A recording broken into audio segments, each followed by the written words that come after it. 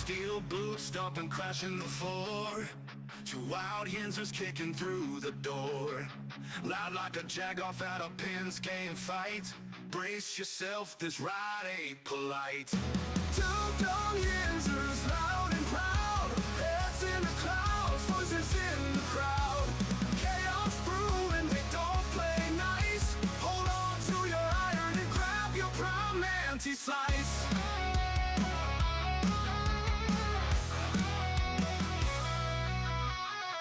Tales from the burg with a hint of mayhem.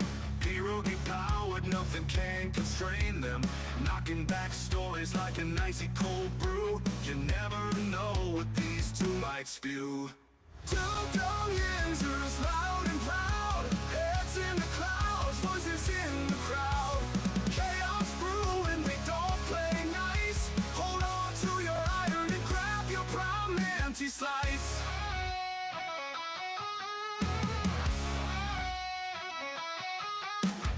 Tales from the burg with a hint of mayhem. Pierogi powered, nothing can constrain them.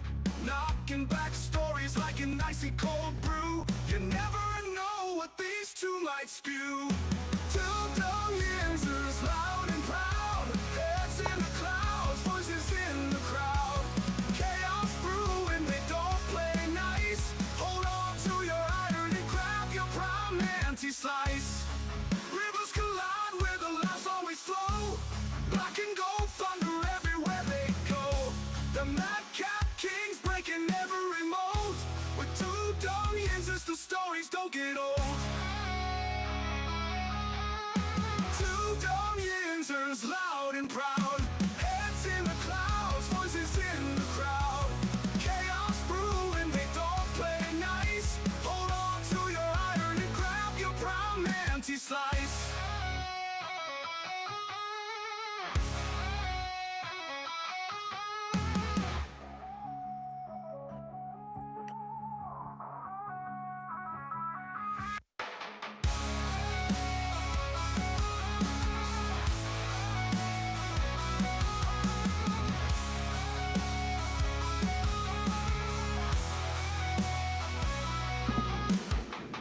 Yeah. Good afternoon, everybody. Welcome back to the show. Good morning, good afternoon, wherever you may be. Welcome back to you. Glad to see everybody this morning on this beautiful Monday. It is finally February. The long year of January is finally over. And hopefully February, being the shortest month, could go by relatively fast. We can blow through this, guys, get some nice weather. But you know what? You can't get to that point unless you get through that damn groundhog. So today I have a little bit to tell. We got a little story to tell you about Groundhog Day for the two Dum Yinzers. It was eventful, I have to tell you. Let me just start out this morning by saying good morning to everybody. Good afternoon, everybody on the board. Skiller Freak, how you doing, my man? Georgianne, great seeing you. And Tortilla, everybody. Glad to see everybody today. Glad to see everybody back. A lot of things to go over and get into today. I'm glad to see everybody again. Good afternoon, TC. Great seeing you as well. Good afternoon. Yes, it was a busy morning. It was because we loaded up in the car at 3:00 this morning. We drove until we stopped in Punxsutawney. We go and there was tens of thousands of people, if you will. We step up on the stage. They hand us the box, and they said, guys, we're going to have you announce if there's going to be 6 more weeks of winter or if it's going to be an early spring. So Mike and I, tired, red-eyed, step up to the box. I reach my hand in, and I pull that little rascal out of there. It was a struggle. He didn't fight me, but he was heavy. I can just tell you that. Very heavy. So I stick my hands in, I grab the little rascal, and I pull him out very slowly. And everybody's anticipating, will he see his shadow? Will he not see his shadow? Will this be an early spring? Will this be 6 more weeks of winter? We don't know. So as I continue to pull the rat out, everybody looks at it with the spotlight on him. And the rat The rat. There it is. Not photoshopped, everybody. On the news this morning, this is real. That is not a Photoshop picture. That is really what we look like in real life. And there's the rat right there. He sees his titties, guys. Derpy sees his terrible titties on Groundhog's Day. 6 more weeks of winter, everybody. 6 more weeks of winter. Thank Derpy, everybody. We tried to get up there and get this speeding along, get some warmer weather, but right there, not photoshopped at all. I don't care what you say. This is a real live picture from Punxsutawney this morning. And there we are, raising that rat up to see, and he did see his terrible titties, guys. So that does mean it will be 6 more weeks of winter. There you go. I hope you're happy with yourself, Derpy. So right. Derpy's back in his box resting. He had a long night, but we do expect to have Derpy on today. We had a long talk yesterday. We're going to see Derpy this week. We're going to see Finch. We're going to see a lot of things as this is Super Bowl week heading into Super Bowl 60. And everybody knows we have our big famous year-end meeting coming up pretty soon. And we're going to talk to the guys and figure out what's going on with the crew, who's staying, who's going. A lot of things coming up this year, a lot of big changes. I think you guys are going to be super excited. I know that we are. I'm glad to see everybody, but there you go. If you have anybody to blame about this terrible weather, it's Derpy. He's seen those terrible titties, and we have 6 more weeks of winter. So there you go, guys. Thank you, Derpy. And if you ever need to go back and look at the picture, because it's documented, it's right there. It's not photoshopped at all. Yeah, 100% real. And you could always go back to that and refer to it when you get upset that it's cold, icy, snowy, all those kind of fun things. Thank you, Derpy. It's Groundhog's Day. There's 6 more weeks of winter, everybody. Welcome to the 2 Dum Yinzers. This is episode 902, just 98 short episodes away from the big 1,000. Guys, season 9 well underway. Welcome back. I'm glad to see everybody today. Big stuff going on this week. Super Bowl week, Super Bowl 60, as the New England Patriots take on the Seattle Seahawks on Sunday evening to see who's going to be crowned the new Super Bowl champion. Guys, welcome back to the show. Let me say hello to everybody on the board. Hello, board. Hello, board. Steeler Freak John, my man, Big John Stud. Middle name Mud says this. Derpy, where are you? Derpy's very tired after this morning, but I can assure you he will be on this week. And you can have my word on that. Georgianne, how you doing? She says, Ryan, Vanilla Thunder, how you doing? Steeler Freak. Everybody, good morning, says Georgianne. Great to see you, Georgianne. Hope you had a nice weekend. As things start to get back to normal after that big storm, I know the kids are finally back to school here after they had a whole additional week off last week after Christmas and everything else. And back to having they had a whole week off. So they're back to school now, which is fantastic. Tortilla, Big Yinzer, what up, Tortilla, all the way out in Sacramento, California. Always great seeing you, my man. TC from Aliquippa, my neighbor. How you doing, sir? Always great seeing TC. What's good, fellas? Vegas, nice seeing you, brother. Always great seeing Vegas. Tortilla, 6 weeks of thunder. 6 weeks of thunder. There you go. Steeler Freak says this Punxsutawney Phil looks like Derpy. I don't know. I didn't see it. If you can pull the picture up again and look at it, I didn't see it. But if that's, you see what you see. Like, maybe throw it up one more time just to see. I don't know, man. I just maybe I've never seen a rat with titties that large. That's all. And all I have to say is you were lucky, Ryan, that you were not downwind. Yeah, you're right. I got, you had to touch him. I had to smell him, and I think I got the short end of the stick right there. Yeah, but when I was carrying the rodent around, my thumb accidentally went in his butthole, so that kind of I was wondering why he had like some happy little squeals going on. And wonder why I kept scratching you on your face with my thumb every time I walked by with my thumb. Okay. That was what that was about. Early, so you didn't really pick up on it. Good morning, good afternoon, everybody. Glad to see us. RB, what's up, dude? Always great seeing RB on the terrible board. He says this. I really like Lemon, but he's not gonna be available at 21. However, Jeremy Bernard, who has similar skill set, could potentially be there in the second round. Bernard has strong hands and plays big, being 6'1", 225. Tortilla says this. You didn't let the thing lose. You didn't let that thing lose, did you? Oh, loose. No, we did not. We did not let it loose. They actually have a shocker on it. We have a shock collar on that rat just in case it does get loose. And we shocked him a couple. He didn't get loose, but we got to shock him a couple of times. It was a lot of fun. And today's, he says, Phil is only correct 29% of the time, but Derpy's titties. And Derpy's titties are very rarely ever wrong. Just keep that in mind. As that is correct. Derpy's titties are 100% correct 60% of the time. So he has a good track record with those titties. Titsatawny Phil. I like it. RB creative, nice. That is a game ball material. Steel Loyal, what's up? Always great seeing Steel Loyal on the terrible board. Got over a foot of snow in North Carolina, feeling like I'm in Pittsburgh. Oh, that is crazy. I seen something the other day when they were down at the Shrine Bowl in Texas, and there was snow on the ground, and you just don't see it. So when you see it, it grabs your attention. Crazy winter this year. Hopefully Derpy's titties were wrong, and we could get back to some kind of normalcy here. But again, those titties. Yinzer Joe, what's up, Yinzers? Always great seeing Yinzer Joe on the terrible board. My man, Steeler Freak says this. I trust Peaches Beaver over Punxsutawney Phil. I do too. Peaches Beaver. That's a hey. And we know Peaches is Beaver has fully had all of her shots. It is good to go. No chances of catching anything from that beaver. That's true. That's very true. And you don't have to handle that beaver with care. That's true. That's very true. Let's stay on the board here. Vegas's shadow looks like roast beef.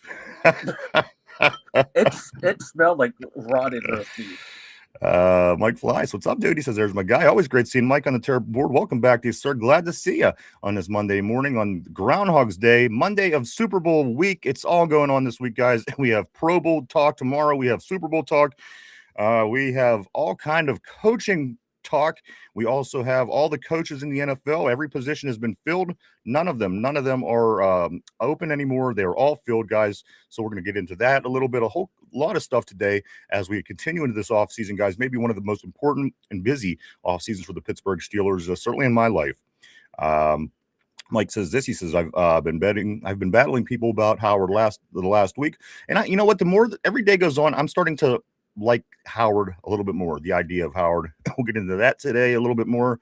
Also, RB says, did it smell like moldy Twinkies and shame? It certainly smelled like shame. There was certainly food on its chin. I don't know what all the junk food on its chin and fur were, but there was certainly a lot of shame. Yes, sir. Of course, Tortilla says, I can't. That's all right, man. I can't either. RB says, Derpy's tits are always wrong. Always wrong, RB says. Always wrong. Derpy Milk Tortilla says, Aunt Peaches. Derpy's Aunt Peaches says, hey. Nice of her to drop in. Somebody brought up Peaches Beaver. They brought up your beaver. Miss Peaches, glad to see you this afternoon. Steeler Freak says, Derpy's titties are banned from the Vegas Strip. TC says, Epstein files get more press than Phil. Oh. And Somber, great seeing you as well, sir. He says, Bernard will likely not be there at 53, but Omar Cooper Jr. will be. You have to trade back into the early second to get Bernard. That's some of the talk that I'm hearing. If we're going to go after somebody big, and of course the big name a lot of people are interested in is Lemon. And if they do decide to maybe move up a little bit to try to get somebody like Lemon, they certainly have the draft capital to do so. So I'm not really ruling anything out at this point. One thing that we got to remember, this is a totally different team moving forward. And we're as far as the coaching staff goes, we got it's going to be a new head coach, offensive coordinator, defensive coordinator, running back coach, wide receiver coach, tight end coach, 2 offensive line coaches, a defensive line coach, special teams coach, a defensive assistant, a new strength and coordinating coach. So again, a lot of times I just say to myself, you got to kind of expect the unexpected this year. I know I certainly am. You don't know what to expect. You have a brand new everything coming in and a brand new offense and new defense and all kind of different things. So I'm kind of curious to see how this plays out. And again, I don't rule us out trading up to get something a little bit better early in the draft. Maybe if you want to get that wide receiver, as there's really no quarterbacks. And again, I think that's making me accept Will Howard just a little bit more on top of other things. And again, we'll get into that here real soon. But everybody's always talking about Makai Lemon from USC, of course, and he will go high. No two ways about it. So if we can work something out for that, it may be in the books, but we just don't know. As we are just guys about 80 days away from the draft, give or take. I think a little over 80. I could be wrong, but somewhere right around there. So it's coming around the corner. We'll be getting more into draft talk as time does go along. And it's going to get very interesting, I think, this year again, because you just don't know. You just don't know what this Steeler team is going to bring to the table moving forward. We just don't know. Maybe there's things they wanted to do different before, and they're like, well, now we have the opportunity to try this maybe a little bit different because it's just a new situation. So again, expect the unexpected this offseason. I don't remember who said that on the board, but somebody did say that, maybe TC last week. Somebody did say expect the unexpected. Mike, how are you today, man? I'm doing great. my friend. Other than having to hold, smell derpy and those Yeah. nasty ass titties. Other than that, I'm doing great. I'm still scrubbing my hands. Yeah, I know. Like, I agree with the guys on the board. Like Lemon, we're gonna have to trade up if that's who they want. They're gonna have to trade up and get them. And I kind of want them to trade up in the first round. I want them to be aggressive. You have multiple draft picks. Yeah, you might have to give up a couple of your. We have potentially 3 third-round draft picks. We should get a third for Dan Moore in the compensatory formula, hopefully. And we've got the extra one from Dallas, and we have our own. You might have to spend 2 of those to move up, to get it. Fuck it, move up into the top 10, get your guy, and be over and be done with. Make that splash. Don't be afraid to move up again in the second round and to go out and get another player that you think could help the offense or the defense. Go out, be aggressive this year in the draft. I wouldn't be opposed with the receiver in first round and one in the third round. You can't go wrong with too many wide receivers. I mean, there's a good point. There's a couple big good points made on the board here. Let me just go along a little further because I see just some size talk here going on about these wide receivers. I wanted to get in that, so we'll certainly lead right into that here. Let me start right back here, though, where Yinzer Joe. What's up, Yinzer Joe? Always great seeing Yinzer Joe. He is an OG, absolutely, on the show. Great to still see you all this time later, my friend. Hope things are going well for you in Eastern Ohio. Yinzer Joe says this: I trust a New York Hookers Beaver over that Beaver in PA. I like it. I like it. You know what? That's really creative as well. Let me go right here to TC. TC says the Steelers team might surprise people. I think it's going to. I don't think it's going to fall into the narrative what the country's going to say. I mean, they're going to continue to tell us how horrible we're going to be because even when we're good, that tends to happen. And for whatever reason, people always have that shitty perspective on the Steelers. And you know what? We just continue to do what it is that we do. And the Steelers, again, at the end of the day, are still one of the most successful franchises in Super Bowl era, guys. So we've been doing something right, even though you're not, you can't win Super Bowls all the time. We get that. And as a matter of fact, the best teams have only done it 6 times, and we're one of those. So at the end of the day, I guess we could be grateful for those kind of things. Let me just stay on the board here, guys. I do want to keep up with everybody today. I'm going to go right here to Street Loyal. What's our Steel Loyal? What's up, Steel Loyal? Always great seeing Steel. He says this, Jordan Tyson. I don't care if we have to trade up for him. He's got that generational talent feeling to him. All right. Jordan Tyson, keep that in mind. RB says this: Cooper has stiff hips, bad release, struggles against man and low end top speed, and lack of sudden burst. No way you could spend the 2 on his skill set. Huge benefactor of playing on a talent-loaded team. Great insight, RB. Thank you for that. Yinzer Joe says Lemon is small. Don't we have enough small wide receivers? Yinzer Joe says, well, hold on. They're going to get to it. Okay. Tortilla says this: we'd have to trade up to a top 7.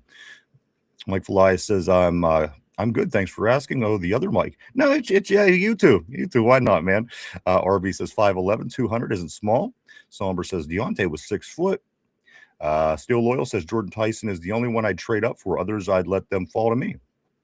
Tortilla responds. He says, Yinzer Joe, yeah, I like Boston more than Lemon. Is still good. Somber, he sure doesn't play small. TC says, definitely, Ron. Expect the unexpected. This is a journey, not a destination. I couldn't agree. That's just, kind of a way that I've certainly started looking at life more over the past 10 years.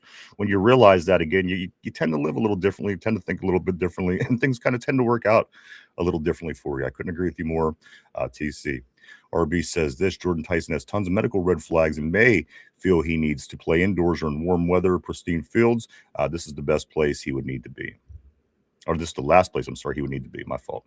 Yinzer Joe says, I'm 5'11", 200 pounds. He says, I'm short. Steel Loyal says Antonio Brown was 5'10", y'all. Tortilla says, you trade up for Tyson, but not Tate. Steel Loyal says height don't matter. If you have the right everything else, I agree. Because somebody like Antonio Brown certainly proved that somebody with his size could be the top at his game. But if you don't have all the tools that he has, you're kind of putting yourself behind the 8 ball. I think you are with, look at somebody like Calvin Austin III. He has a really hard time getting separation, and I think a lot of that is his size. Granted, he's a faster guy, but at the end of the day, when you're playing rangy, quick DBs. Those small guys, sometimes they have a hard time creating separation. And I think we've seen that as a little bit of the problem last year. And, something we may want to keep in mind. But again, I think Antonio Brown proved that you don't need to be a big guy to have, or a taller receiver to have the success. But again, was he an outlier? Was he, he's part of a flock that there's only been a few guys, Mike, that really fell into that category that were able to be smaller wide receivers and have great success in the NFL. Yeah. Makai Lemon, he's 5'11", $195. He's just, about the same size as JSN, and JSN had had a phenomenal year, but the same size as Amon-Ra St. Brown, who's also another damn good receiver in the NFL, another arguably top 5, top 7 wide receiver in the NFL, both of those guys. So, like you said, it goes into what else do you have? What other skill set do you have? And Makai Lemon, you read his draft profile, watch his film. He's a sharp route runner, strong hands, is not afraid to battle through for contested balls.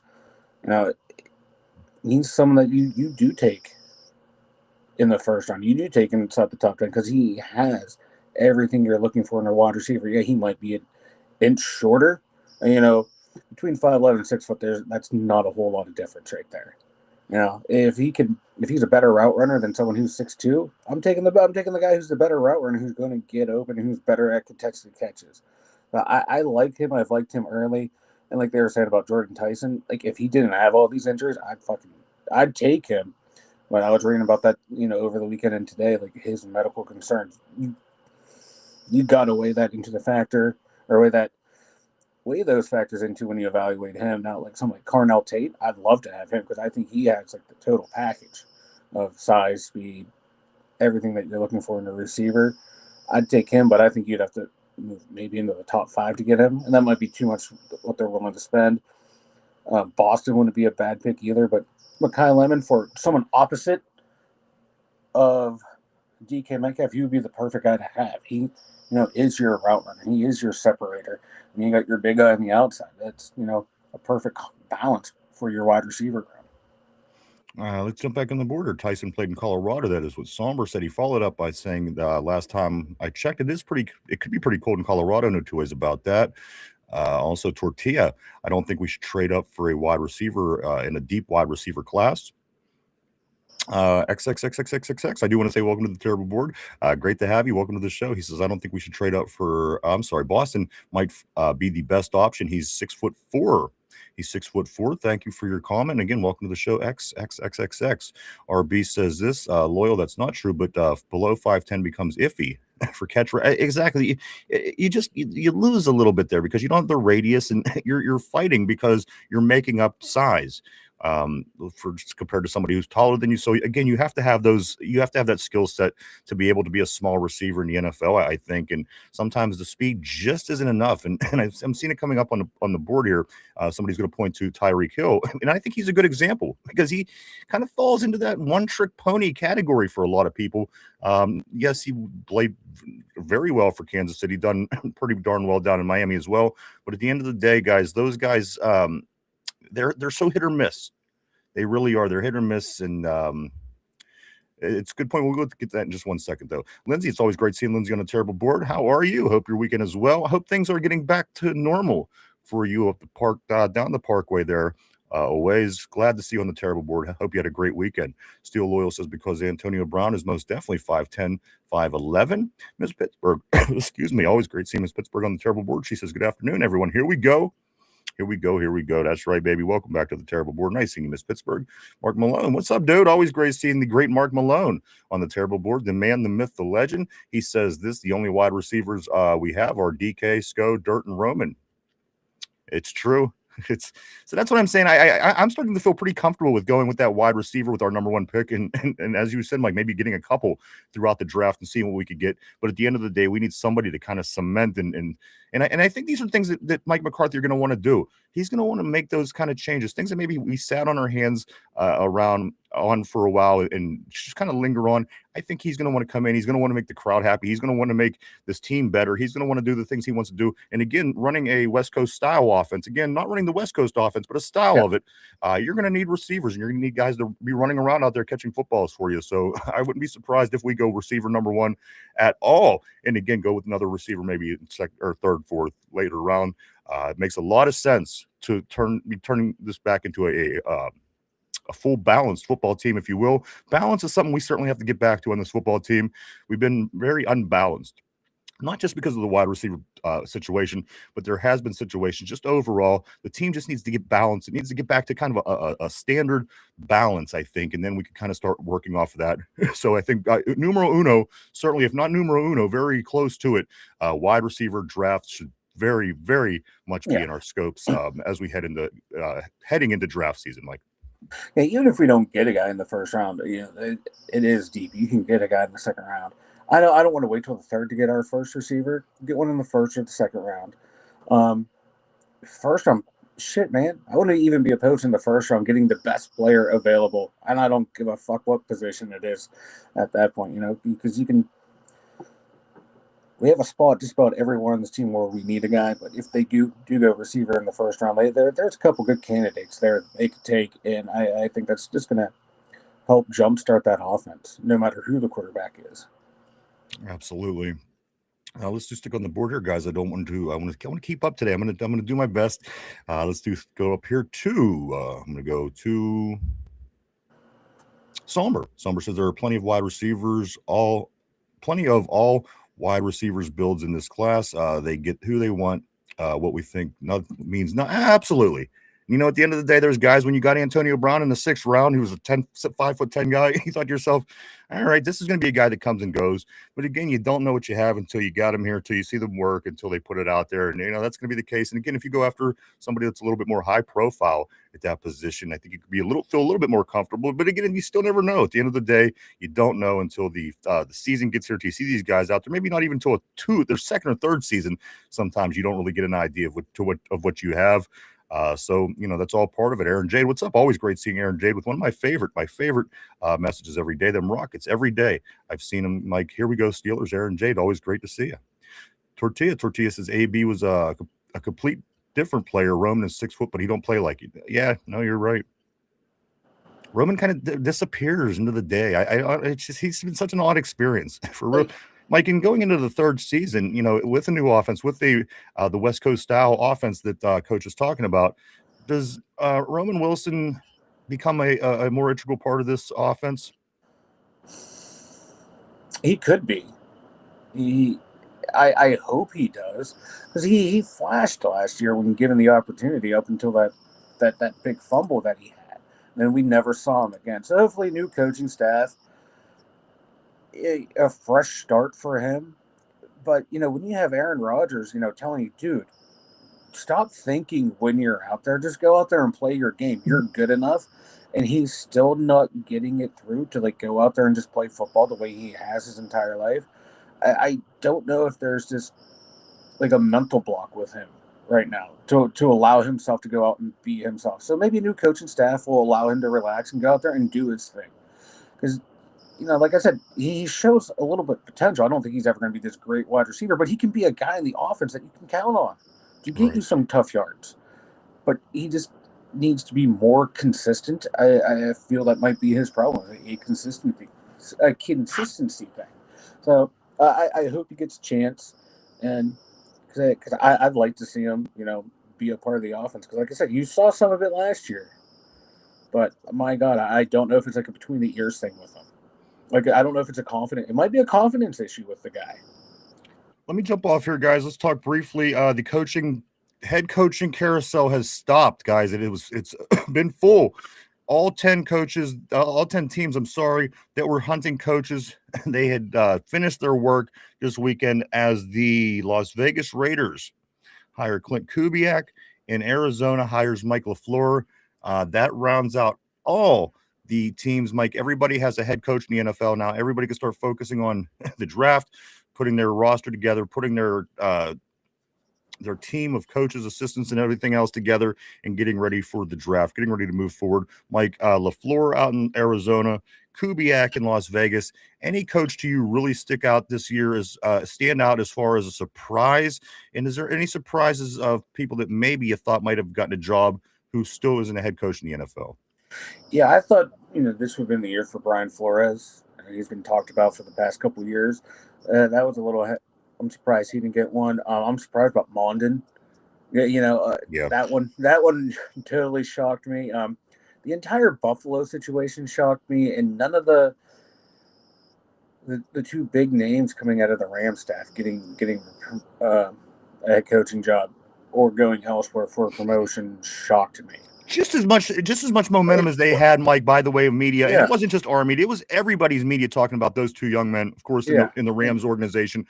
To see them not move, but maybe they had discussions prior to. They knew, hey, we're either happy with where we are in this system and continue to hope to move forward in this system, or we're just not ready to be a head coach yet. Maybe, again, these are big people making big people moves, and at the end of the day, sometimes it takes somebody saying, you know what, maybe give me another year, give me another 2 years, I'll jump in the next time around of the head coaching hires.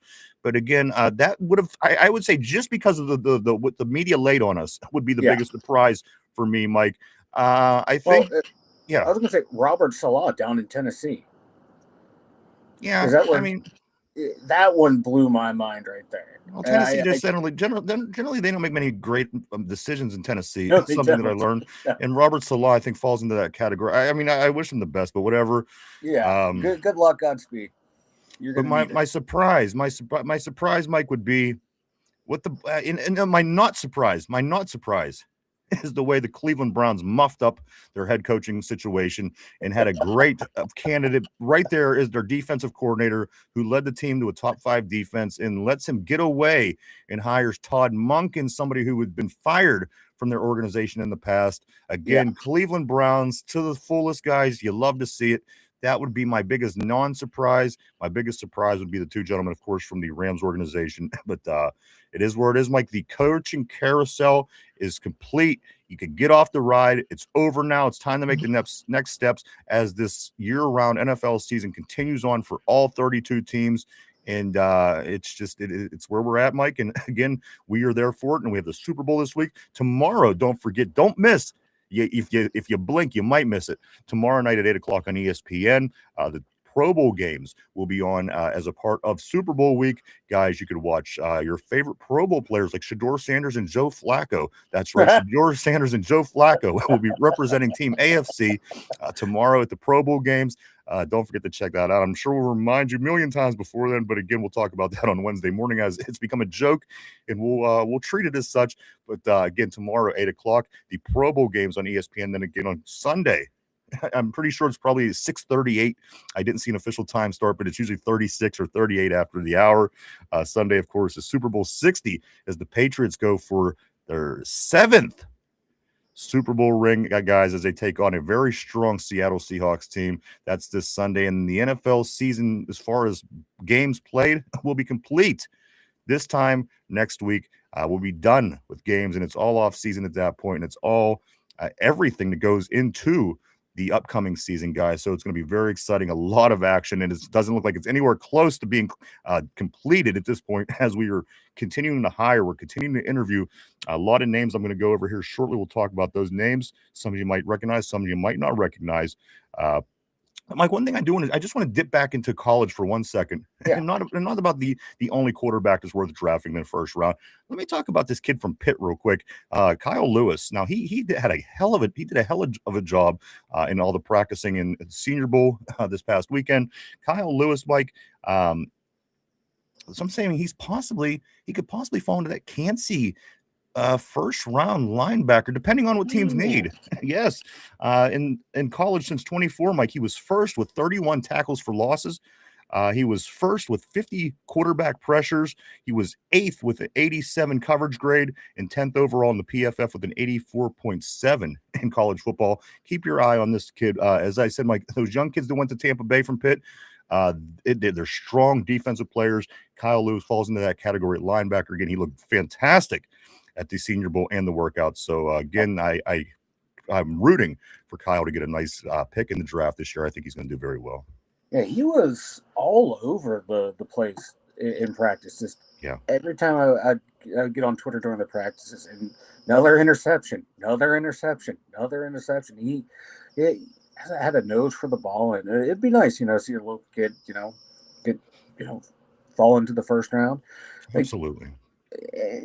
Hey, fall to the third round with one of our picks. We'll take you. We'll find a spot for you. Let's do stick on the board. A lot of things to get into today. Of course, we're going to get into names. And also yesterday, guys, you may have seen it, you may not have, but yesterday was the 17-year anniversary from Super Bowl 43, of course, for Antonio Brown. Hit Santonio Holmes in the back of the end zone near the end of the game for an amazing catch. Also, another play in that game that James Harrison, one of the best plays in Super Bowl history, of course, is 101-yard return for a touchdown on the interception from Kurt Warner. A lot of highlights that it was playing over and over throughout the weekend. I did catch it a couple times, at least pieces of it throughout the weekend, guys. What an experience Super Bowl 43 was. And Mike, that was 17 years ago, if you can believe it. I remember where I was. Yeah, me too.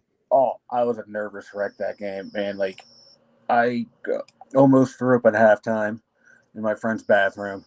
He had to send his wife in to check in on me. I was a nervous wreck that game. You throwing up everywhere? No, I held it down. But then, like, watching Larry Fitz split Troy Polamalu and Ike Taylor, I was like, oh, we're done. We're toast. Yeah. Then arguably, I'm sorry, the greatest touchdown throw in NFL history in the Super Bowl. Fucking insane. And then the strip sack by Lamar Woodley on fourth down. Thing of beauty. Oh, the game had it all. Yeah, I agree. It was a great one, and again, 17 years ago, so it's hard to believe. And here we are, guys, looking for the next one. Hopefully, it comes sooner than later. But a lot of good memories that did bring. Let me jump back on the board here for a second. Let me go to Michael Felias. Mike Felias, he says Justin Jeffries might want out of Minnesota. Lindsay said, hey, somber. Mark Malone, Steve Smith wasn't bad for 5. No, I mean, by law of average, there are going to be shorter guys that are just really good. But again, it's something that I think you really have to learn a lot about the guy, the player, his skill set, what he knows, what he does already. And, again, because there's a lot of people that don't make the league because of their size. So it takes a certain player. And again, it's a risk that you take. Mark Malone says Mark Duper and Mark Clayton, of course, the Marx brothers down in Miami. Back in the 80s. Tortilla Jackson says this. He says, just because AB was short doesn't mean we should target short wide receivers. I think we have had enough of the short wide receivers. And that's the thing. I mean, if it comes down to it, and if that's the play, if that's the move, all right, make it. But at the end of the day, I mean, you're looking at things. You're looking at guys that are taller, looking for guys that are more range, guys that, again, that have different abilities and skill sets and attributes. But certainly I'm not against grabbing a shorter receiver. I'm just saying, let's look at what else is out there. Maybe there's something that, you're not fighting those uphill battles. But some guys can do it rather easily. So again, nothing's 100% across the board in life. It's one thing that I did figure out. TC said Antonio had speed. He had mad speed for sure, man. Mark Malone, we did get that. My fault. Let me scoot up here too. Somber. There are like 15 wide receivers I'd taken this draft. I think they'll figure it out. LOL. More than likely, man. Watch them surprise us all and not grab any receivers in the draft, Mike. Well, we'll wait till the 5th round and get one. Yeah. Mark Malone says, I don't think we should resign Calvin Austin III. Aaron Jades, the Smurfs for the Redskins in the 80s. They were. TC, Tyreek, yes, I agree. But he kind of fell into that one-trick pony. He's not a guy that I rely on late in the game to win. If I'm going to take a shot down the field, maybe he can make a big catch and use his speed and score a 70-yard touchdown. I mean, it's always a possibility with a player like that. But again, if that's their strength, being a possible big play every once in a while because he has mad speed, it's certainly somebody that you don't want as one of your top 2. I want somebody that has, possession, control, things that they could do every down, things that wide receivers do. Again, those big plays, it's a nice thing to have. But if those receivers could do all the other things well, I think that speed kind of falls by the wayside. And like Randy Moss, dude was really fast. But the dude did all the things right that you needed to do to be a successful receiver, and you didn't at the end of the day say, wow, he was just a really fast guy. So again, if you could get the speed's good, but I'd like to have a little bit more with that as well. Again, Deontay was quick. There's just some guys that are fast that they're not meant to be there. Some guys that were. So we will continue to look into Joseph's. Where the hell is Martavis Bryant at? Yeah, I don't know. Who knows? Unfortunately, Smoking that weed. Oh no, the NFL can't have someone smoking some weed. RB says this Lemon is what the result would be if Troy and Hines had gay butt sex baby. You know what? He's not wrong. I would take a butt sex baby between Hines and Troy if it meant that was the football player that you're going to get. That's just me. Don't go by me. Mark Malone, he says this at Yinzer Joe, the great leader men led him elsewhere. Yinzer Joe, the great leader of men, led him elsewhere. Sorry. Vegas says this. How high do you take the Ole Miss quarterback if he's really 6'1"? I'm not feeling too great about this class of quarterbacks. Again, I don't know if there's anybody outside of Mendoza that should be taken or is going to be taken in that first round, Mike. I'm in the same boat, but I'm getting nervous because there's so many smoke screens out now, but you keep hearing like, oh man, the Steelers really like what they saw from Ty Simpson. Oh man, Ty Simpson. Like, no. Every time I watched him play, it was like, why is everyone talking this cat up? I just don't see it. And I don't even think Mendoza in a deep class is a first round pick. But someone's got to be that quarterback taken in the first round. So we lost Mike. I don't know what happened with Mike, so I'm going to continue on the board until he gets everything set up on his end and figured out. Let me jump right back up here to Street Loyal. Steel Loyal, I'm so sorry about that. Steel Loyal says Denzel Boston could possibly fall to us. Also, TC says Bryant had a long stride. I like that. I liked Martavis Bryant.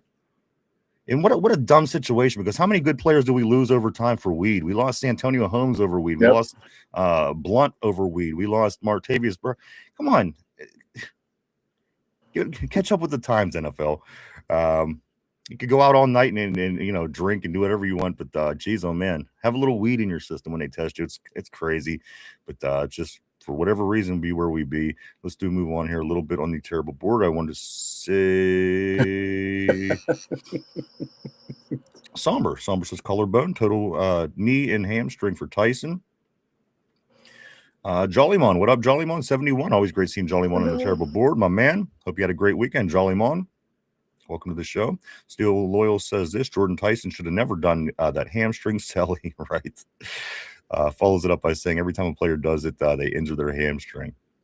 Injure Joe says it doesn't matter. We have to get a good wide receiver. Lemon will be long gone by then. Do you think Injure Joe? I mean, do you think that it's possible with our high draft capital that that we could move up for Lemon? Because again, at the end of the day, we moved up for other players who weren't quarterbacks in the past and got guys that we wanted to get. And for somebody that we're that passionate about, somebody that we feel that could benefit this team greatly moving forward, I mean, I think that it's not out of the realm of possibilities. And again, maybe the team handles things a little differently than it did in the past. And there's a new sheriff in town. Yes, the GM's the same. Yes, the assistant GM's the same. But at the end of the day, they're all going to sit in a room and figure out what it is they want to do. And Coach M's going to put his thoughts out there. So again, it's not out of the question for me to see trade draft day moves, Mike, whether it be by way of trade, whether it be by way of player, even with draft capital or player. I'm sorry. I just won't be surprised if it does or it doesn't happen. If it doesn't happen, whatever. But if it does, I wouldn't be surprised at all, Mike. Again, I think this new coach wants to do a couple of things. He wants to keep it old. He wants to keep it the Steeler culture, if you will. Mm-hmm. But I also think he wants to make a name for himself, as any coach does. He wants to be successful, Pittsburgh Steeler coach. This is Mike McCarthy's dream job. He doesn't want to come here and not have success. He wants this to be the best experience for him and his family and everybody around him. And Mike, I just think that these guys may do things a little different just because, again, now, it's a different person at the head coaching job as they sit down and kind of strategize how they want to put the team together. So, Mike, I wouldn't be surprised if there were the trigger was pulled on draft day, whether it be, again, by any of these picks, players even. Mike, what do you think? Yeah, I can see him. Him and Omar sent down like, hey, let's go make a big move here, because Omar's not afraid to make a move. we saw that, in the draft. We saw it, trading for players and stuff. Excuse me. So, I'd like to see it. I just don't want it to see it for one of these quarterbacks.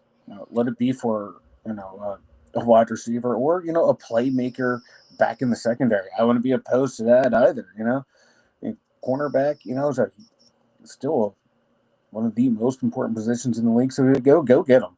If you identify a corner, you identify a wide receiver, or even a safety, go get that guy. And don't be afraid to move up in the second round. Don't be afraid to move up in the third round. We have hold on, I have it up here. We have potentially we can have 1, 2, 3, 4, 5 picks in the top 100 of the draft. So even if you sit tight, get 5 of the best 100, that's cool. Or you use some of those and get two or three out of the top 100, but you're getting higher quality by moving up in the draft instead of waiting for those guys to see if they fall and taking who's left. So I say this year be aggressive because you have a good foundation already on this team. This is not a total rebuild. We're not a team picking in the top 5 that it's completely shit the bed, the cupboard's bare. There's a lot of young talent on this team.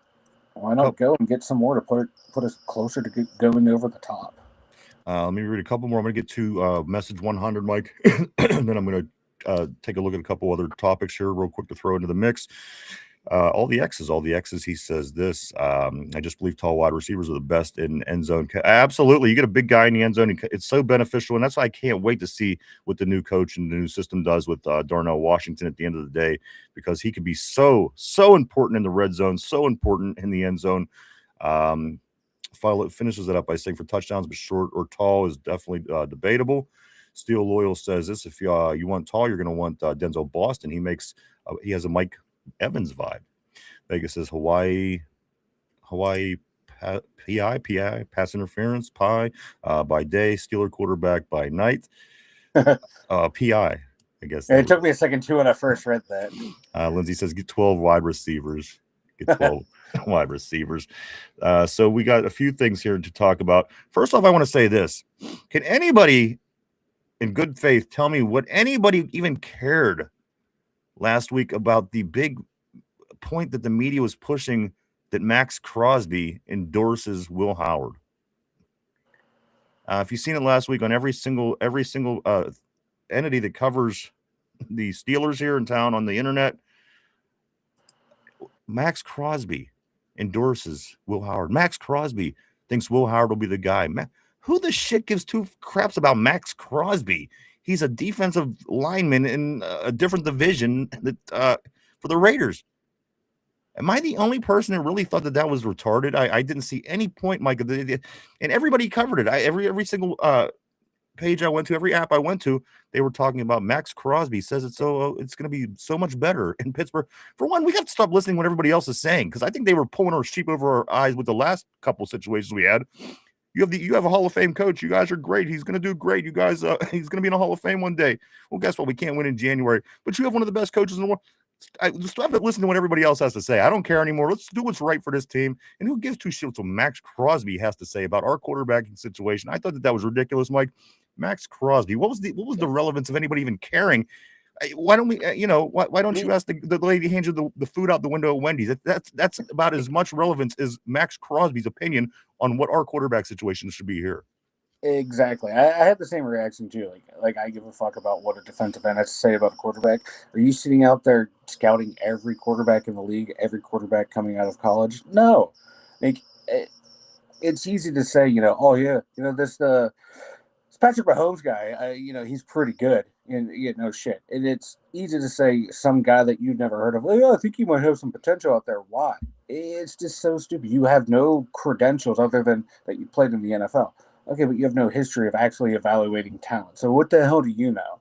If it was a corner saying, hey, man, watching him in college and what he does with his eyes, his hands, his hips, his movements kind of throws DBs off, man, he might have something. I would give that a little bit more credence because, they're constantly battling the quarterback and the wide receiver. But at the end, no, I don't give a fuck. And the only thing I can think of is maybe the connection with John Gruden, because John Gruden is, slobbers all over. all over every quarterback that goes onto a show, even no if matter it who is a they are. John Gruden connection, still it has zero I relevance know, to I don't get anybody it. here. Why was everybody talking about this all last week? It's unbelievable.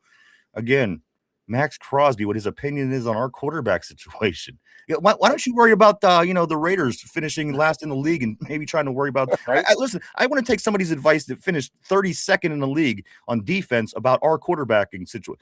What I mean, again? maybe you convince Retarded. your front office that Will Howard's the man, and you guys don't need that first overall pick and trade it to us.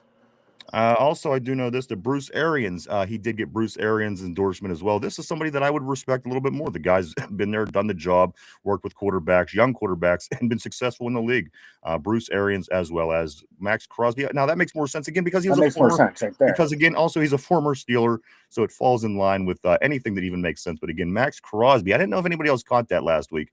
Why the big hup-up about Max Crosby's opinion on our young quarterback situation? Just kind of was a dumb thing, in my opinion. But let's move on. A few other things before we do get back to the board. The Ravens did, Mike, they did hire their offensive coordinator. He's 29 years old, the same age as Lamar Jackson. Declan Doyle was hired by the Ravens. Every team is out getting new coaches. They're getting new assistants. They're filling spots. They're signing guys. And Declan Doyle, Mike, 29 years old, the new offensive coordinator for the Baltimore Ravens. Potty trained the same exact time as Lamar Jackson. You're not wrong. You're not wrong on that one, my friend. That I don't know. Well, let's see how it goes. Yeah. See, reignite that offense. Because 2 years ago, had the number one offense in the NFL with him and Derrick Henry, but I think there's a lot of work still down there. I think they need to. You talk about a team that needs receivers; they need some receivers. You ain't kidding. Like I like Zay Flowers, but he can't be your number one. And the rest of them, Mike, I didn't care for. Everybody kept telling me how great this receiving core was. Zay Flowers out of Boston College. You knew he was going to be tough coming out, and he ended up being that. But them other guys, Mike, there's nobody on that offense, nobody on that team that surprised me. Whoever is coming in to fix that offense and the defense, they certainly have their work cut out for them, Mike, because that team needs a lot of work, in my opinion. Yeah. Certainly overrated as they went into last season. Oh yeah, exactly. Their front seven isn't what it used to be. No. We're going to talk about quarterbacks in the second hour of the show, Mike. I do have a little bit to say about Will Howard, about Aaron Rodgers, and about what may happen. We'll get into that in about 10 minutes here. But let me get on the board here for a couple minutes. Let me grab a couple of these other side stories real quick here. I just want to say this, that the NFL, there's discussions of possibly tweaking the kickoff rule once again, Mike, as there were 35 concussions on the kickoff returns in the NFL last season. 35 concussions. They're planning on, I think, taking the foot out of football as they continue to revise these kickoff rules, Mike. 35 concussions between guys that run full speed at one another with helmets on their heads, and they ram their heads into one another. Is this a problem or no? I mean, the game itself literally requires you to run and slam into people as hard as you can. At what point? Yes, I understand you want to protect the players, but Mike, how far do you have to take this away from the actual game of football before people are going to be happy and say, okay, you know what? The guys are safe now to play the sport of football and make millions of dollars. Where is this going to go, Mike? I don't know the direction they're talking about tweaking the rule, but of course you've seen the rule of the past 2 years happen and go down. Kickoffs, you can't even move till the ball lands in the landing zone, so on and so forth. Mike, what can they possibly do next to cut down those 35 concussions that they got last year in the NFL? And in your opinion, for a sport that is what it is this even as big as a problem as it could be? I think that this could be. I think there could be 100 concussions compared to the 35. Yeah. Because again, you were choosing by your choice and taking a lot of money to play the sport where you literally run as fast as you can, take your head and ram it into other people. Mike, where am I? Am I wrong? Am I off base here? Where does this land eventually? I think that they made it as safe as they can. You no longer have the wedge and stuff like that, where dudes were flying down there into that flying, big ass wedge, and the dude would just more or less go in head first. Okay, you eliminated that. You've made it as safe as possible as you can on kickoffs. Keep it the way it is. No matter what job you have, no matter what sport you play, there's always going to be an inherent risk.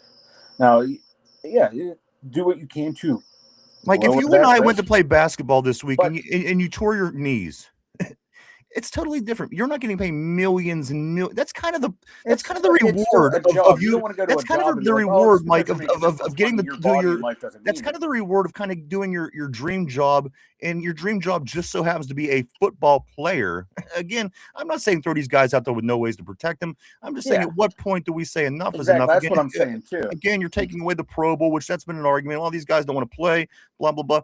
And again, at the end of the day, well, why don't we give that money to the people that do want to play?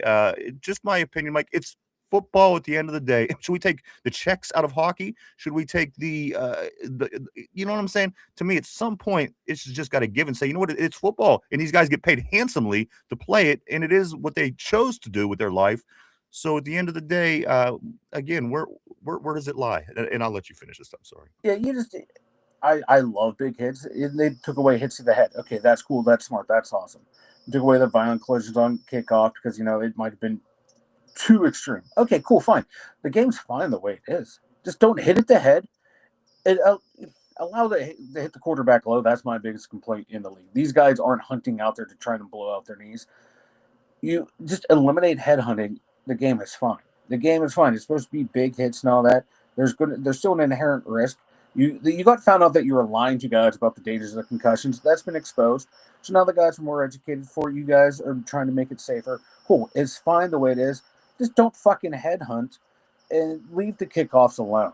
Like there's no more tweaking needing done. You can never have a non-zero injury in any type of profession, whether it's professional sports or fucking just a plain old retail job. Injuries are going to happen no matter what your chosen profession is, and they've done more than enough to mitigate those injuries. So just go out there and play.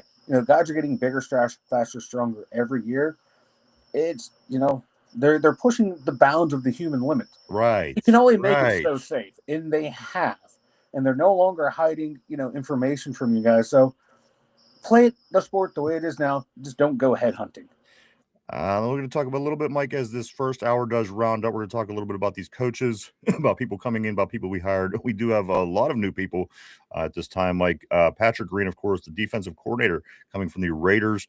Some things that were said about him, like CBS gives Patrick Graham high grades. And the comment that was given to describe Coach Graham on the defensive side is he's crazy smart, Mike, crazy smart.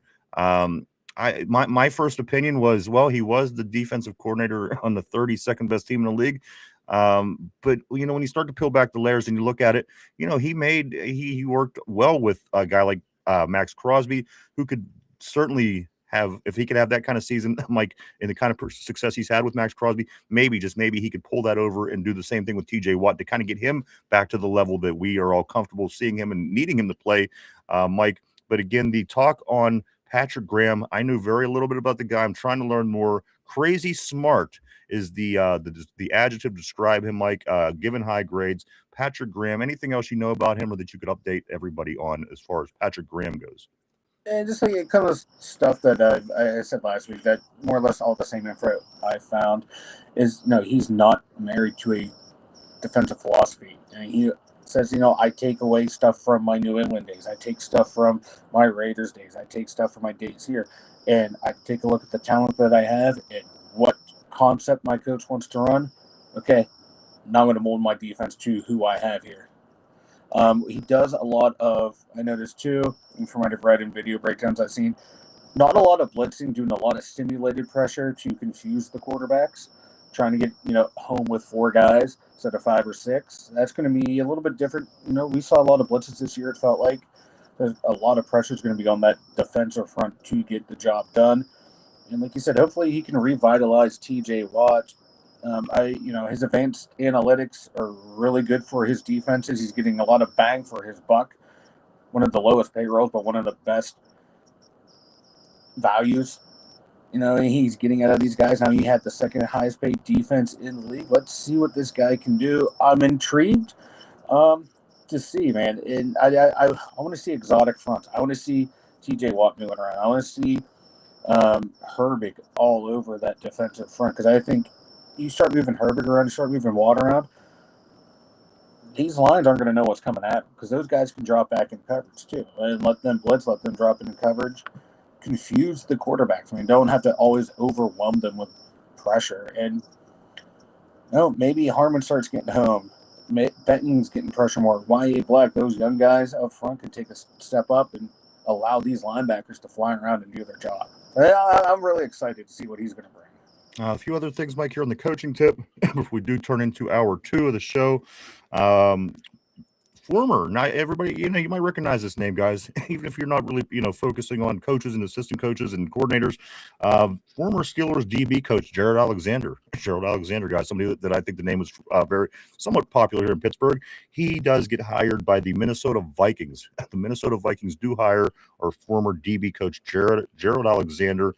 Also, Mike, a couple other things going on here with some hires. The Steelers expecting to hire Danny Crossman as the special teams coordinator. Now, he's from Miami, but also in the same note, they're also interviewing Matthew Smiley for the special teams coordinator job as well, Mike. Both of them, a lot of interest on both of these guys, and he's from Buffalo. And from what I'm understanding, these two guys might both be brought in almost in the same capacity that they're bringing in multiple offensive line coaches. Yeah. So these two guys still in the interview process, but are being talked about as very good possibilities for being here in Pittsburgh.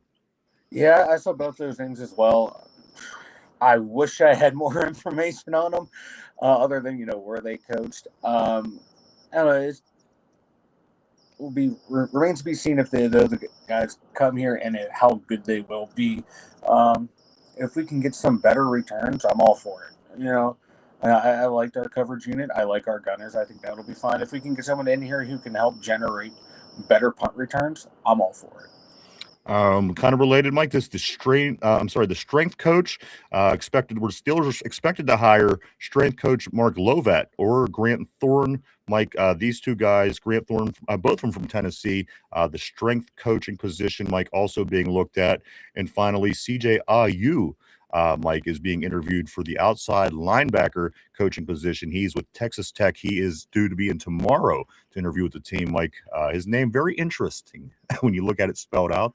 CJ Ayu. It's AHYOU.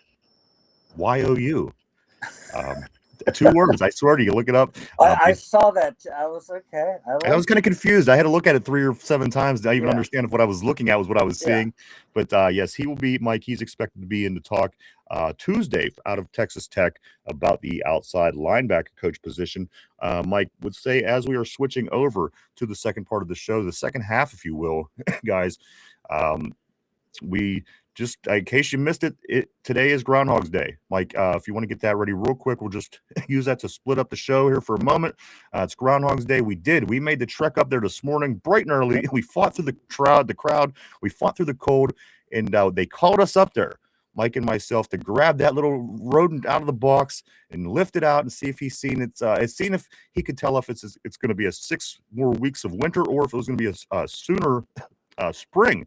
And we did that. We stepped up on the stage. I reached my hands in there and I pulled it out.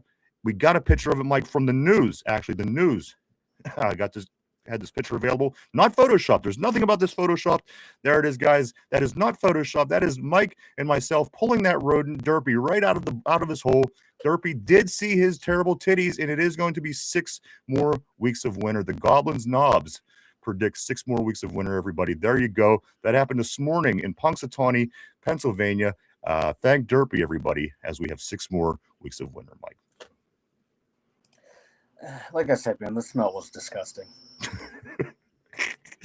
Let me get onto the board. We do have a lot to get into in the second part of the show, guys. We're going to talk quarterbacks. We're going to talk Aaron Rodgers. We're going to talk about the possibility of Aaron Rodgers coming back and a whole lot more. But let me jump in here and kind of spot through some of these messages. Thank you again so much and welcome to everybody. Thank you for all the amazing messages on the board, guys. And again, if I don't get through them in the show, I certainly will see them all eventually. It's kind of a thing. It's a me thing. I can't not go through them and eventually see them all. So let me just kind of spot up a little bit forward here. I do want to say good morning, good afternoon, wherever you are, to everybody. Seeing different names popping up the whole way through, guys. Welcome to the show. Glad to have you. You know that. I hope everybody's doing well. I hope everybody had a great weekend. Hope everybody's staying warm. That seems to be the challenge these days with it being mad cold, especially here in Western PA, down below in the negatives quite a few times throughout the weekend. Let me go right here. Tater's in the house. Welcome, Tater, our resident Browns fan. I see he's on the board here. Oh, Derpy's Aunt Peach is back on the board. My beaver smells like peanut butter and dog breath.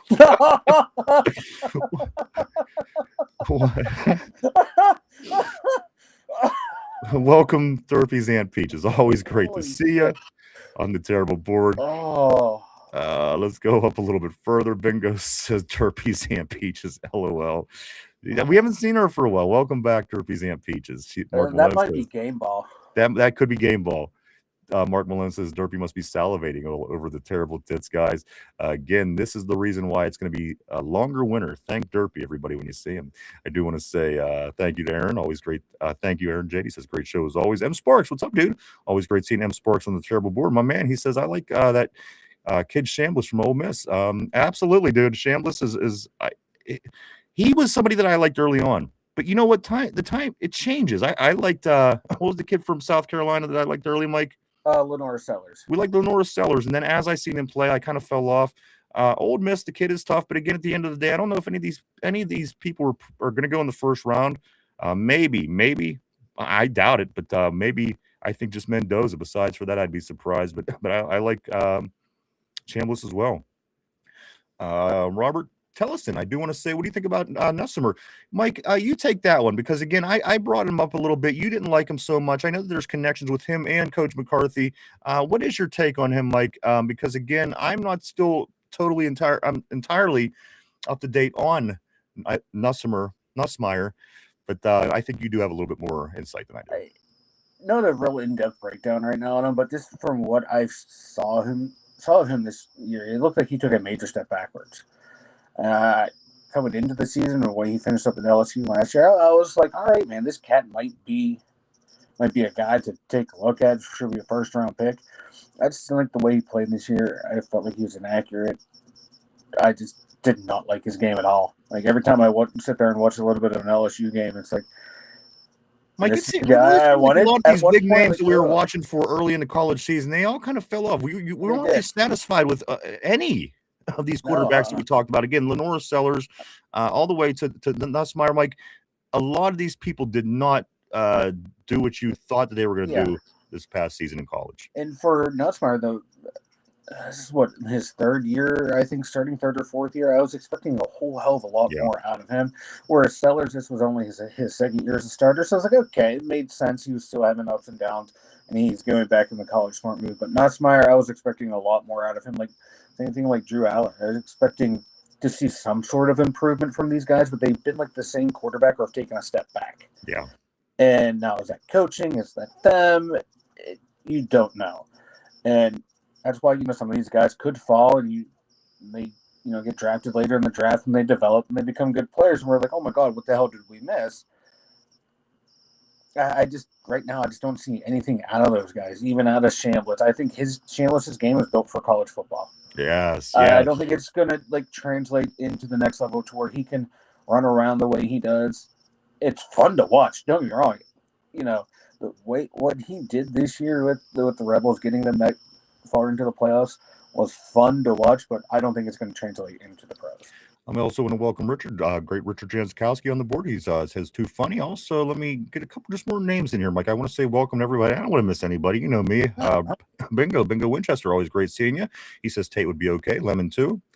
It seems like a lot of people are agreeing that, Mike, we definitely need a little bit of help at the wide receiver position. I don't think that's any surprise to anybody at this point. Let me just kind of scoot up again here. I'm kind of looking through some new names. I'll grab a couple other names along the way as well. Cody, what's up, dude? Always great seeing Cody. My man, he says, oh, Max Crosby, Bill Cosby's nephew. Let's see. That was a slow burn. It took me a second. RB said this. He will be a solid pro. I don't see first round or even early mid-second round talent. I see late the second to third round guy. Scoot up a little bit more here. I'm going to grab Vegas. Vegas says Joe Montana says he likes Will too. You know what? But he's from Pittsburgh. So that kind of makes, again, when there's a defensive lineman that plays across this country on another team that's not even from here, never played here, I don't care what he has to say about our young quarterback. I mean, even if Joe Montana, for one, he's a quarterback. For two, he's great. For three, he's from here. So you know what? I find that more reasonable than anybody caring about what Max Crosby would say about our quarterback. Let me go up to here to Sean. I do want to welcome Sean 02431. Sean says this: I hate that they resigned Aaron or resigned Aaron. It's Will Howard's time to keep going to these old quarterbacks, not allowing our quarter. You know what? And it might listen. And this is what I'm going to say, Sean. I agree with you 100%. Thank you. Welcome to the show. Great comment. Mike, my thing is this about Aaron: why he shouldn't be our starting quarterback next year. Because you, again, have the perfect position to get your football team moving. And what happened was Tomlin and McCarthy were two different parts of their tenure as the head coach of the Steelers. Now, Tomlin was kind of at the end of his rope where he was kind of looking for anything that could help along the way to get some success late in his career after being, booed out of the stadium, fired, blah, blah, blah. The playoff record for the past decade. So at the end of the day, he was almost relying and holding on to Aaron Rodgers to help be successful. To me, it feels that Mike McCarthy should take the young quarterback or whichever quarterback he decides to move forward with and really focus on having that person be the quarterback, knowing the offense, learning every detail of it, every player around him, and putting that person in position to be the quarterback that hopefully they expect him to be one day, a franchise quarterback. And I'm talking about Will Howard at this time. And if he's going to be that, you're going to find out early. If he's not going to be that, you're going to find out early, or you'll certainly get a feel for what it is you have with Will Howard. Now, again, I think, again, it's the apples and oranges effect because, again, Mike Tomlin really wasn't in the position to where that really benefited. He needed to get wins. He knew he needed to get wins. He almost had his back against the wall. So, well, you know what? I have this dude, Aaron Rodgers, who knows the game inside and out. He knows what he's looking at. He can make pre-snap call. Everything that he does really benefited to just being able to go out and help get some wins. Where, again, I don't think that should be the same idea moving forward with the coaching staff. It seems to me that the new coach will be coming in, trying to figure out what it is this team is going to be as we move forward, put those pieces in place, and try to piece them all together. So that's my reason right there why I don't think that we should touch Aaron Rodgers with a 12-foot stick. I just don't at this point. Again, you're basically just hoping that he could help you grab wins because of the things that he knows how to do. It isn't a football team feel with him. He's always been a Green Bay Packer, a couple years in the Jets, obviously, but he says the Packers have had such an impact on my life. I'm going to leave this when I'm done. I'm going to go retire a Packer. At the end of the day, I'm ready for some Pittsburgh Steelers mindset to come back. Let's get this kid in. You know what? Again, he might be the guy. He might come out next year and blow us all away, or if he doesn't, at least we'll know what the next step we might have to make is. Mike, Aaron Rodgers is 100% the wrong decision for the Steelers, in my opinion. What do you think? I think so too. I think we can go younger and just, you have a good running game. Jalen Warren's proven to be he is a viable starting running back in this league. If you bring back Kenny Gainwell, okay, now you have a great 1-2 punch right there. Wide receiver, you still have DK Metcalf. He's going to get you 900 to close to 1,000 yards, a couple touchdowns a year. Pat Freiermuth, we see if you use him correctly, which I think McCarthy and his new OC will use him correctly. He's going to get you close to 800 yards, probably like 6 or 7 touchdowns. Darnell Washington, I think, will thrive in this new offense. Because you have weapons on offense. You have a good young offensive line, and you add via draft or free agency a couple wide receivers. You can run a young quarterback out there and be like, and just manage actually make a lot of sense. Special. Again, if you're not hoping for a has-been, basically, don't get me wrong, Aaron still could play. But again, you're not hoping that he could grab you some wins with his abilities every now and then because the guy's been around. I find it way more beneficial to go out and get those wide receivers in the draft that you want to get. At least get one of the big names to have opposite side of DK eventually. Really focus on what it is that you have. The offensive line that you started building to build this team around. Mike, you got your center. You have your right tackle. You possibly have maybe your right guard, left tackle. Those are still be determined. And of course, CML is going to be moving on. So you're going to want to get somebody from the offensive line. You're going to want to get your other big-time wide receiver. Get him early so you can pretty much guarantee. Nothing's guaranteed, but you can pretty much guarantee he's going to fill that other spot. So you're going to have a healthy 1-2 punch at wide receiver. You have the offensive line being made. Again, you get one other name, maybe a new left guard because Ciamalo is getting old. Stick him in that spot. Now you have your left guard in place. So it really feels that this team should go with Will Howard and move forward and see what it is we have, what improvements we need to make, and start to progress moving forward. Again, it just really feels to me like Aaron Rodgers was a desperation feel. He's going to get you some wins. The guy, again, knows his way around the field. He knows his way around the league. By default, he's going to get you some, have you some success. I just think that that's over. I say we've turned the page. Again, I'm not going to badmouth Coach T. His time is done. He came, he did what he did. He won, he lost, he did a lot of things. But right now, Mike, I just feel that this football team is at that point where it needs, if it's going to take that next step, it's got to take that next step. Don't go half-ass at taking this next step. Figure out what it is you want to do, because again, we got Coach M is going to be here for 5 years. So if he starts now, he can certainly be hitting big-time goals by the time year 3, 4, and 5 come around. I would certainly advise, again, I mean, what do I know? But at the end of the day, it seems go after these a high draft pick with wide receiver, get somebody valuable for that offensive line, maybe in the second, third round, get Will Howard moving at least. And again, Mike, he might come in and blow you away. He might come in and do it again. He has that FU energy. I love FU energy, Mike. I can't wait to see the FU energy in our black and gold. And again, this is kind of where I'm leaning as of right now. It just kind of makes sense. Otherwise, you bring Aaron Rodgers back, it kind of just continues to kick that can down the road of kind of what we've been going through. Again, under a different offense, could he do great? Sure. But at the end of the day, guys, he is going to be 43 years old in a young man's league. He is a lot closer to 50 than he is to 30. And 30 is considered somewhat old in the NFL. So at some point, we got to get back to Steelers football, Steelers culture. And I think trying to figure out what we have to do as far as moving forward. Otherwise, it's just kicking the can down the road. So shit we're going to have to deal with down the road. Why not start now? You got the new guy. You got new coordinators. You got new everything. Why not start now and make this Mike McCarthy's team? Exactly. And that's where I am. I'm not the biggest Will Howard fan, but I'm willing to give him a chance to see what he has.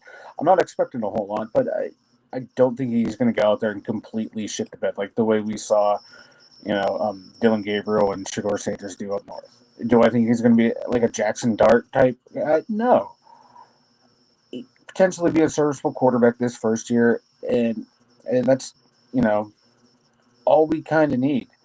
I just have a feeling the defense is going to become so much better next year. You're just looking at the jump Joey Porter made from last year to this year. If he keeps going on that trend, you have a true lockdown corner. Yes, Jalen Ramsey's long in the tooth, but he was a stabilizing force back there in that safety position. You get Sean Elliott back. You should have a decent back end right there. I just don't think you need a superstar quarterback right now. You put Will Howard in there, you get a couple of these pieces on offense, sprinkle some new young talent on defense as well. Yeah, I hate to say it, but we probably are looking at another 9-8, 10-7 season, but it might be a more exciting offense. And I wouldn't be against the 9-8 and 10-7 if you were seeing progression. And again, maybe it doesn't show up in the win-loss column, but you're starting to see the little things, Mike, that we weren't doing well or we weren't addressing in the past that might have been holding us back. That maybe say next year can get you 11 and 12 wins if you could get in there and make these adjustments. And again, Mike, I wasn't expecting us to have more than 9 or 10 wins with having one receiver on the roster. And at the end of the day, when we were in crunch time at the end of the season, we had no receivers. Yes, we had Scotty Miller and Ben Skowronek, but at the end of the day, you know what I'm talking about. I'm talking about people that can make you a legitimate contender in the league. That wasn't making us a legitimate contender. We were in the stretch, and our number one receiver was punching people and was out missing the most important games. So it's vital to get a mad skill player, Mike, to play opposite side of DK Metcalf. And again, as Mike McCarthy was mentioning in his press conference, he wants these receivers to know every receiver position, 1, 2, and 3. That's brilliant. Listen, if you're trying to get the most out of your players and coach the best out of your players, that's a good way to start. Have DK knowing how to play 1, 2, 3. Have the new guy learning how to play 1, 2, 3. Have your slot guys learning how to play 1, 2. You could feel how things could change. And again, if let's say Will Howard does become the Will Howard and Mike McCarthy, the way that you see other teams with their quarterbacks and head coaches, again, Mike, they have 5 years to work with one another. And at the end of the day, probably halfway through this, you should really know how this is going to turn out. And again, by doing that, you learn a lot about, one, your young quarterback. He may or may not be the guy. You learn. 2, Is this going to work? Is what McCarthy's doing going to work? What he's doing so far, is it going to work? Again, 2 seasons, 3 seasons in, you're going to have a really good idea of what this team is going to be. I'm excited. And again, maybe, just maybe, the stars line up. Like, as was said by the people in the Green Bay, whenever Mike McCarthy was interviewing with Green Bay back in the day, they said this, Mike. They said he was all about Pittsburgh. He was all about Pittsburgh. He was all about Pittsburgh. And Green Bay, Wisconsin, going for a head coaching job. I'm like, it wouldn't be nothing more special for this man and the people of Pittsburgh for Mike McCarthy to pull something special. And again, you have this young quarterback with FU energy. I'm just saying, you can see this kind of playing into something special if it does, in fact, go that route, Mike. I think it can. And again, you put the right pieces in place, and you put the play good enough football, guys. We could be something special. And again, I think that could be sooner than later. I expect us to land on our feet, Mike. So do I. And like I said, man, there's a lot of talent on this team to where, as long as you don't have a total idiot back there under center, this team's going to be fine. And the team's going to move forward. And look for maybe a mid-tier free agent at quarterback coming in to compete with Will Howard. And I don't see anyone being drafted. And talking about, how McCarthy was saying he wants his receivers to be able to play across the formation. That's why someone like Makai Lemon, with his skill set, can play inside, play outside. To where some of these other guys, they might just be limited to just being outside receivers. I think that's why, Makai Lemon's starting to build up some steam to the Steelers. So, little things to look for there to tip in their hand. But, we still have a long way to go till the draft. We still have free agency before the draft. So you never know. We might pick a really good receiver in free agency or get to invest via trade before the draft. But, yeah, I wouldn't mind some of these moves that we've talked about today on here. Like, run out Will Howard with a younger wide receiver. Let them learn and grow together, The guys are saying on the board now, Songbird still. I love the way the Pittsburgh, the way the Yinzers say Will Howard. Will Howard. I don't even notice it. When it's brought to my attention, I then can pick it out. But just in general, I don't usually. A couple more things here about our quarterback position, guys. So this is from one of the fat boys here in Pittsburgh in the local media, in the local sports media. He says this. I heard.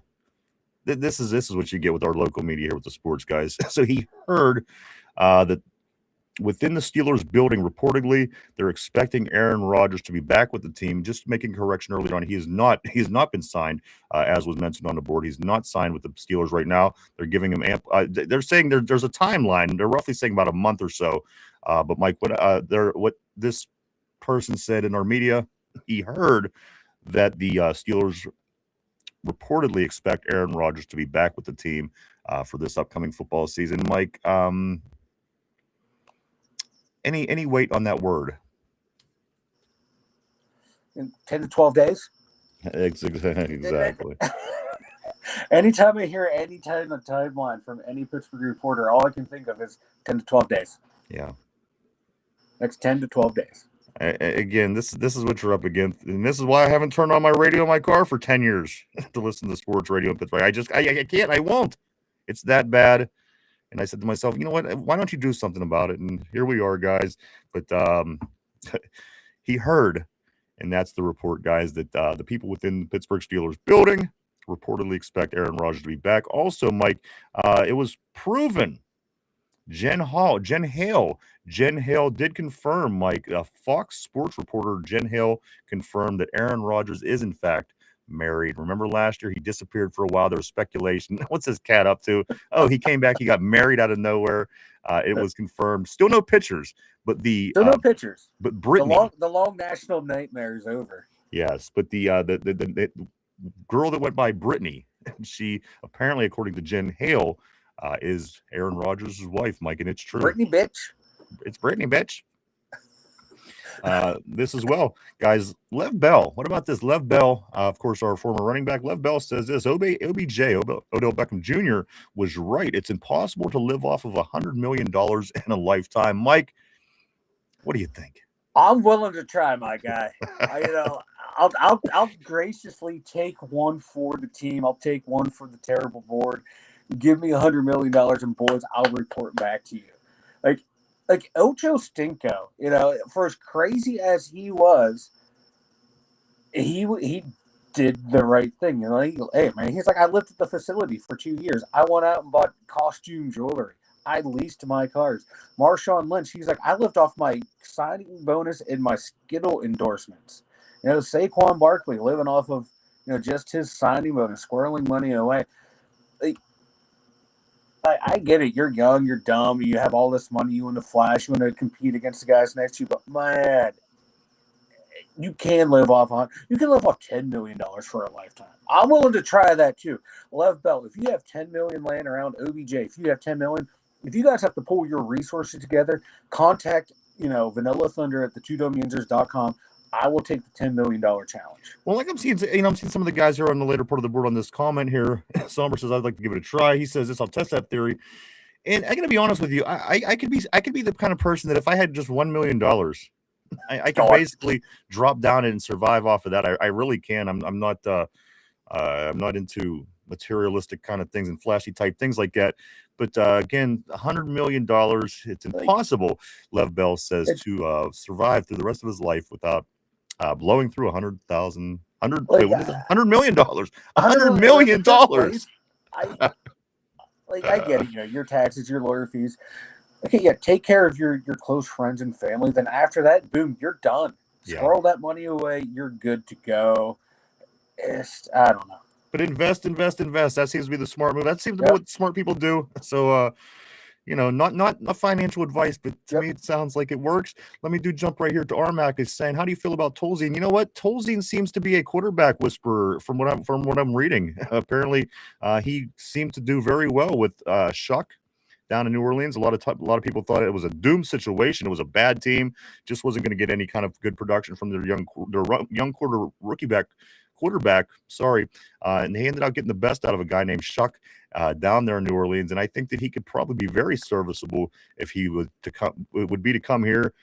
He works very well with quarterbacks. And again, what a situation it could be if we could bring somebody in who works really well with quarterbacks. We know that Mike McCarthy works really well with quarterbacks. So we could be putting ourselves in position, guys, to make those changes and those little things we might have been thinking that we needed all along.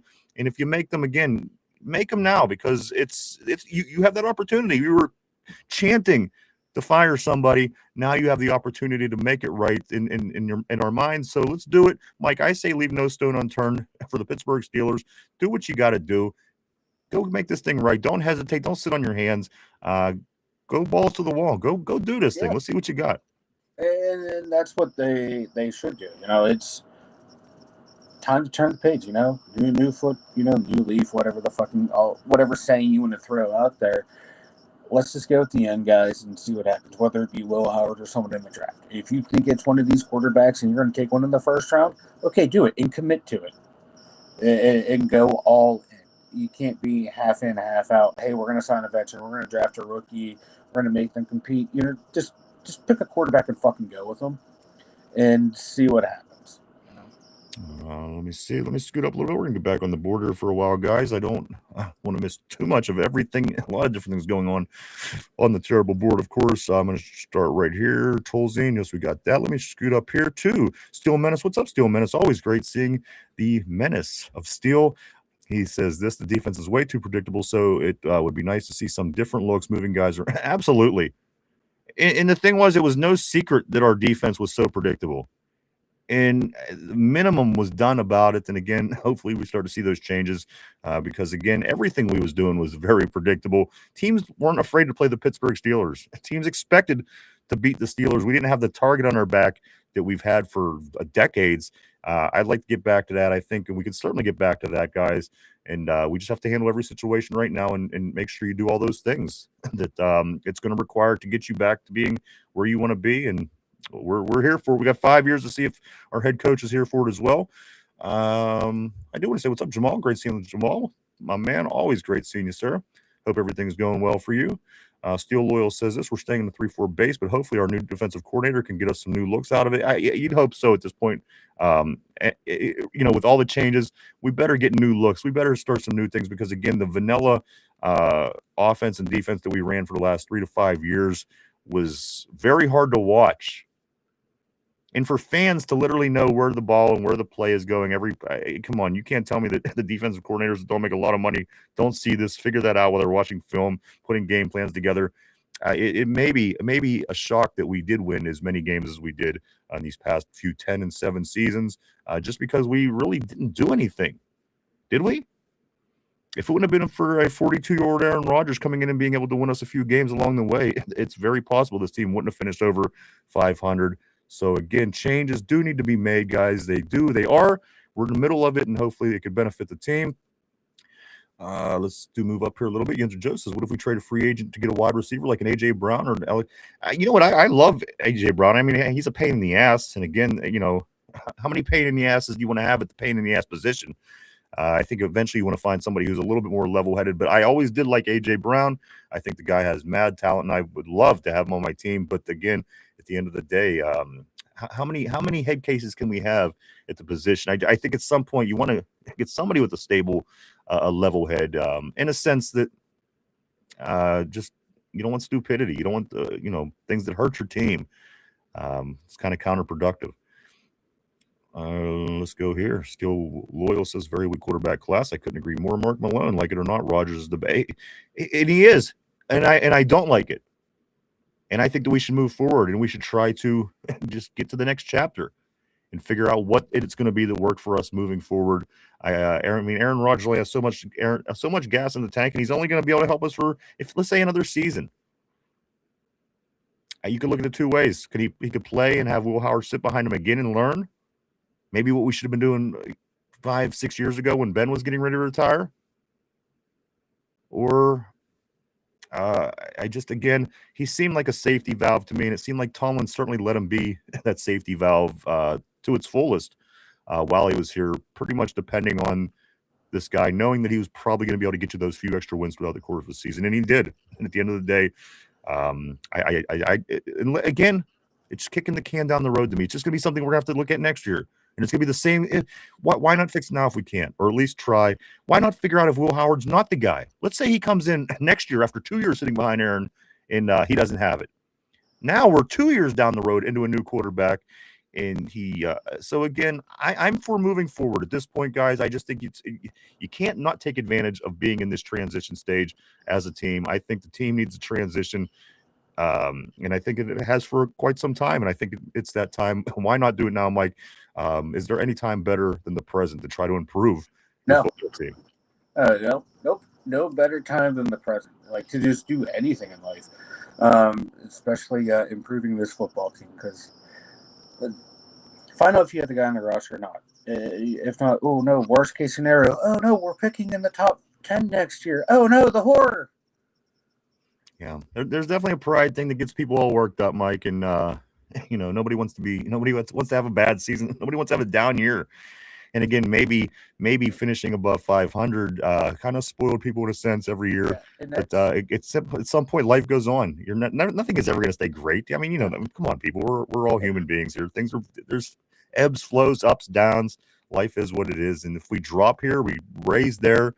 It be what it be. We have to figure out a way to get back to the playoffs. We have to figure out ways to win games in January and eventually become a contender for that Super Bowl title in February, guys. I think we could do it. I think that certainly in this next period of 5 years, a lot can happen, guys. I'm excited.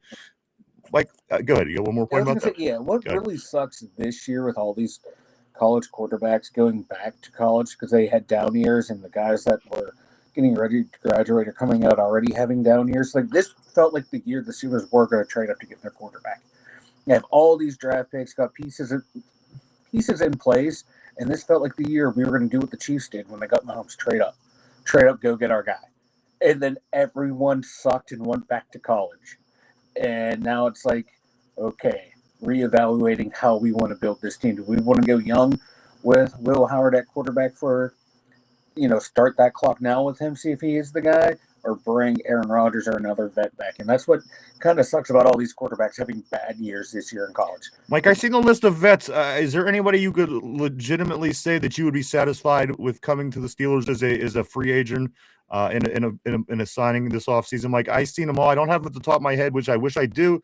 I don't even know what I did with the list. But Mike, the list I seen, there's nobody I would even be willing to take a chance with at this point. Why not go with the guy that you drafted? And again, if it's not successful, at least you learn something, and you could then Yeah. continue to build there instead of kicking again the can down road there and then finding that Will doesn't have it next year.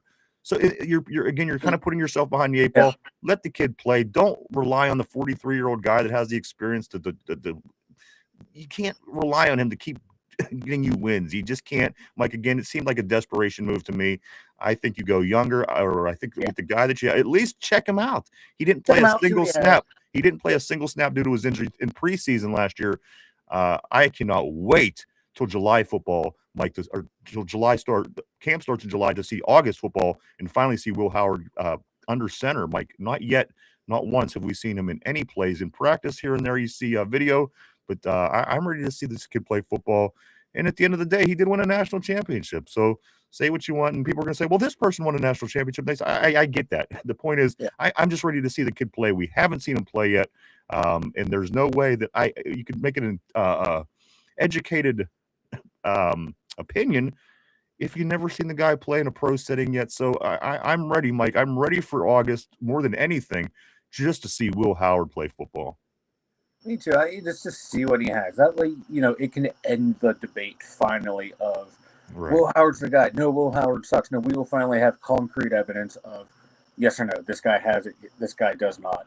And then then the team can make the correct choices going forward. Of okay, we got to go find another quarterback, or hey, we got our guy. We're set for the next couple of years.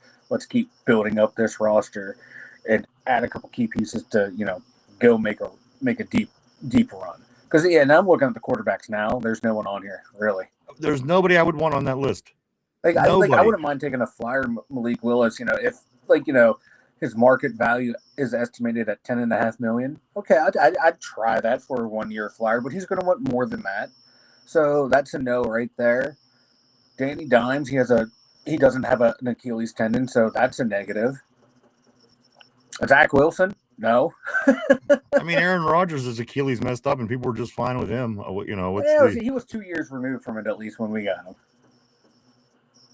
him. There is always Kirk Cousins. Bigger bust this past season. Bigger bust signing. Darius Slay, Jonnu Smith. Offense, defense. Who do you think was the bigger bust? Obviously, Slay didn't make it through the season, but don't let that deter your opinion. Who do you felt was the bigger disappointment of the two? I find Jonnu Smith was the bigger disappointment because again, he was nothing like what I expected. I mean, Slay, he made a few plays early. Yes, he got burned a lot, but at the end of the day, Jonnu Smith, I was thoroughly disappointed with when it was all said and done, Mike. I don't expect him to be around much longer as they start players started getting cut, things like this, players start moving around. Mike, my biggest bust, Vegas said yes, bigger bust between the two. Yes. My bigger bust was him because there was so much disappointment, and maybe because I got to watch the disappointment play out all season long. In a game against, again, the Jets, he had a touchdown, a jet sweep in a game that we kicked a field goal at the end of the game to beat the Jets.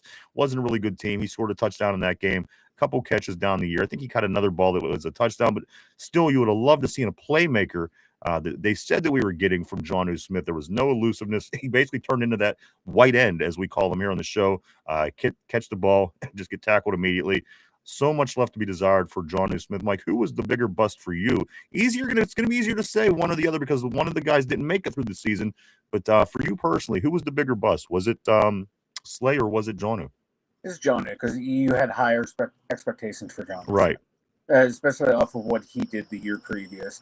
And, Darius Slay, I didn't have high expectations for him. He came over in that slew of DBs where I thought, it's going to be okay. Even if he doesn't play very fantastic, we brought in a bunch of guys. The secondary we packed full, so it wasn't as where the receiver positions, and we're just going to call it receiver positions for the sake of the conversation.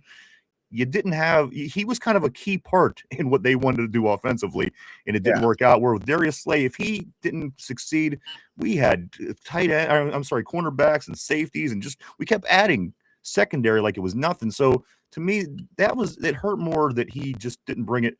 What was it? Was it he wasn't comfortable in the setting? Was he just didn't get the offense? Was his skills? I mean, he had the skills. He was a Pro Bowler last season. This year he looked just a little bit better than I am. So again, my biggest bust of those two guys would easily be John Smith and Mine too. Like looking at his last 3 seasons in 2023 in Atlanta, he had 50 catches, 582 yards, averaging 11 yards, 3 touchdowns, the longest play, 60 yards. All right, cool. That's not bad. That's pretty good production for someone you're expecting to be like a number 2 tight end. The previous season, 2024 in Miami, 88 catches, 884 yards, 10 yards average, 8 touchdowns, longest pass reception, 57 yards. Awesome production. This year, 38 receptions on 54 targets, 224 yards, 5.82 average, 2 touchdowns, and a long of 21. That is someone who is just falling off because there was zero explosiveness. You can say, hey, those last 3 years of the previous 2 years of his career, is he having a latter day resurgence of his career? Let's roll him into this trade, and if he keeps that production, even averages out of those past 2 years, this was a good move. He didn't even come close to any of those, so that's why he's the biggest bust. Because I didn't have any expectations for Slay.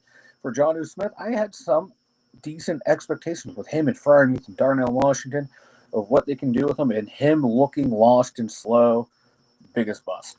See, now I did expect a little bit more, but again, it was they came in such a package deal, and you're talking about they were talking about Joey Porter Jr. and Slay and Jalen Ramsey, who was a cornerback at the time. And, it didn't feel to me when he wasn't as successful that it was as big as bust as the other guy, because, again, the other guy was brought in for to improve the offense and be a big part of that. And he certainly was the total opposite of whatever that is. But let's jump back on the board. Mike, I don't want to miss too much today. Again, Jeremy Olson, he says this Rodgers has till the end of the month to make our choice. If we're not, we're rolling with Howard 100. And you know what?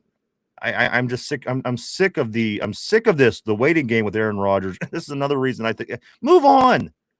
You don't. Why are you even putting yourself through this?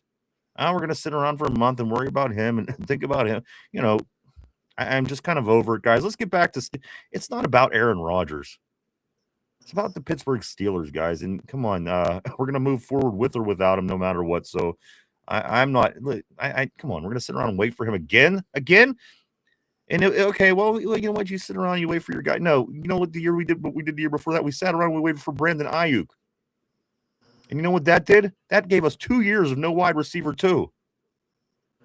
And I'm just saying, it just seems very counterproductive to sit around and wait for this.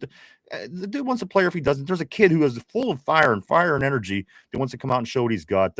Let's give the kid a shot. As you eventually have to do with anybody who think has it, and you drafted him and you want to be part of your team. So that's just where I'm at with Aaron Rodgers. I'm not all for the song and dance again with him. I'm not for playing the games. I'm not for well, where is he at? Where is Aaron? Nobody knows where Aaron is. Is he getting married? Is he on a retreat? Is he taking ayahuasca? What? Again, that's just it's a bunch of bullshit, guys. Figure it out. Get off the pot, because we have a football team to run and we have success to be had moving forward. And again, it's just kind of more BS that we've dealt with in the past, Mike, that I think maybe we should start putting behind us. Let's focus, and get back to winning football games, Mike. Aaron Rodgers to the end of the month, as Jeremy's saying. Do you think it's going to? Do you think he'll be back? Do you think he won't be back? Of course, the local media says he heard that it's reportedly expected Aaron Rodgers is going to return. Mike, when it's said and done, do we see Aaron Rodgers in the black and gold this fall? I don't know. If we're going to go out and get guys that are quarterback gurus, all signs are pointing to Will Howard and maybe another latter round rookie. I know we just, before we went on air, Steelers are adding Frank Signetti Jr. to the offensive staff. Yes. He was quarterback coach in Green Bay in 2018. So, and if they still go out and get Tolzien from the Saints, all signs are pointing towards a young quarterback. Yeah, I agree. So I don't. Or you're even And Mike, even if they don't go a young quarterback and you have all these pieces in place, yes, they're going to work with him, but again, that's a whole other year. You're kicking that can down the road. I don't see the purpose unless, again, you're just trying to hang in there with pride to make sure you get X amount of wins, so you can say that your team didn't finish under 500. To me, that's all irrelevant stuff that you shouldn't even be. Again, stuff that hasn't been important for 15 years, but we've put so much weight on. What's it gotten us? It's gotten us blown out in the playoffs for 7 of the last 15 years.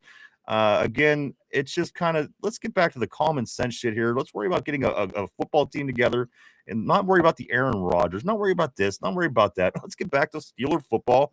And again, whatever this has been for the past decade, let's get it behind us, because it's certainly been disappointing, to say the least. Yeah, it's been very disappointing. And these moves could signify, Lil Howard, or, do they take a flyer on Malik Willis too? And, have those two battle out? Yeah, you're going to give Malik Willis money, but bring him in, bring in these quarterback gurus, and whoever's the best out of those two you move forward with. Maybe making a play for Mac Jones would may be available in a trade, something like that, or one of these younger guys in the draft plus Will Howard. So right now, everything to me is just screaming, we're going young quarterback.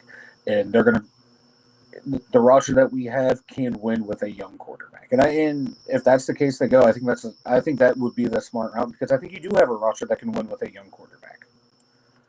Sommer says, I'm seeing Isaac rumors. Apparently he's not planning on retiring, but people were saying that he might go to an NFC team, Panthers, Texans, or Seahawks. He's saying that Panthers being the main rumor on Isaac Seumalo, which again, whatever he decides to do, I wish him the best. He's been, he did his job here.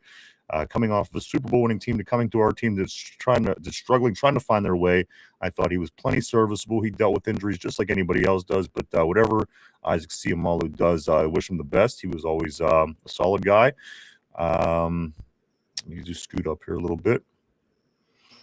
Steele says, I hope Tolzien gets the job. Let me go to Tortilla. Tortilla says, I wouldn't mind Mariota if Rodgers retired or went elsewhere. Sommer says Mel Kiper has Zachariah Branch as his fifth best wide receiver. Steele Loyal says Branch is fast as hell, but I don't know about 5. Scoot up away here. Mark Malone says the postseason blowouts were all in Tomlin. Guess what? The team doesn't care where. I think they do care where he's at right now. I mean, ultimately, if you're running a business, and wouldn't you rather know?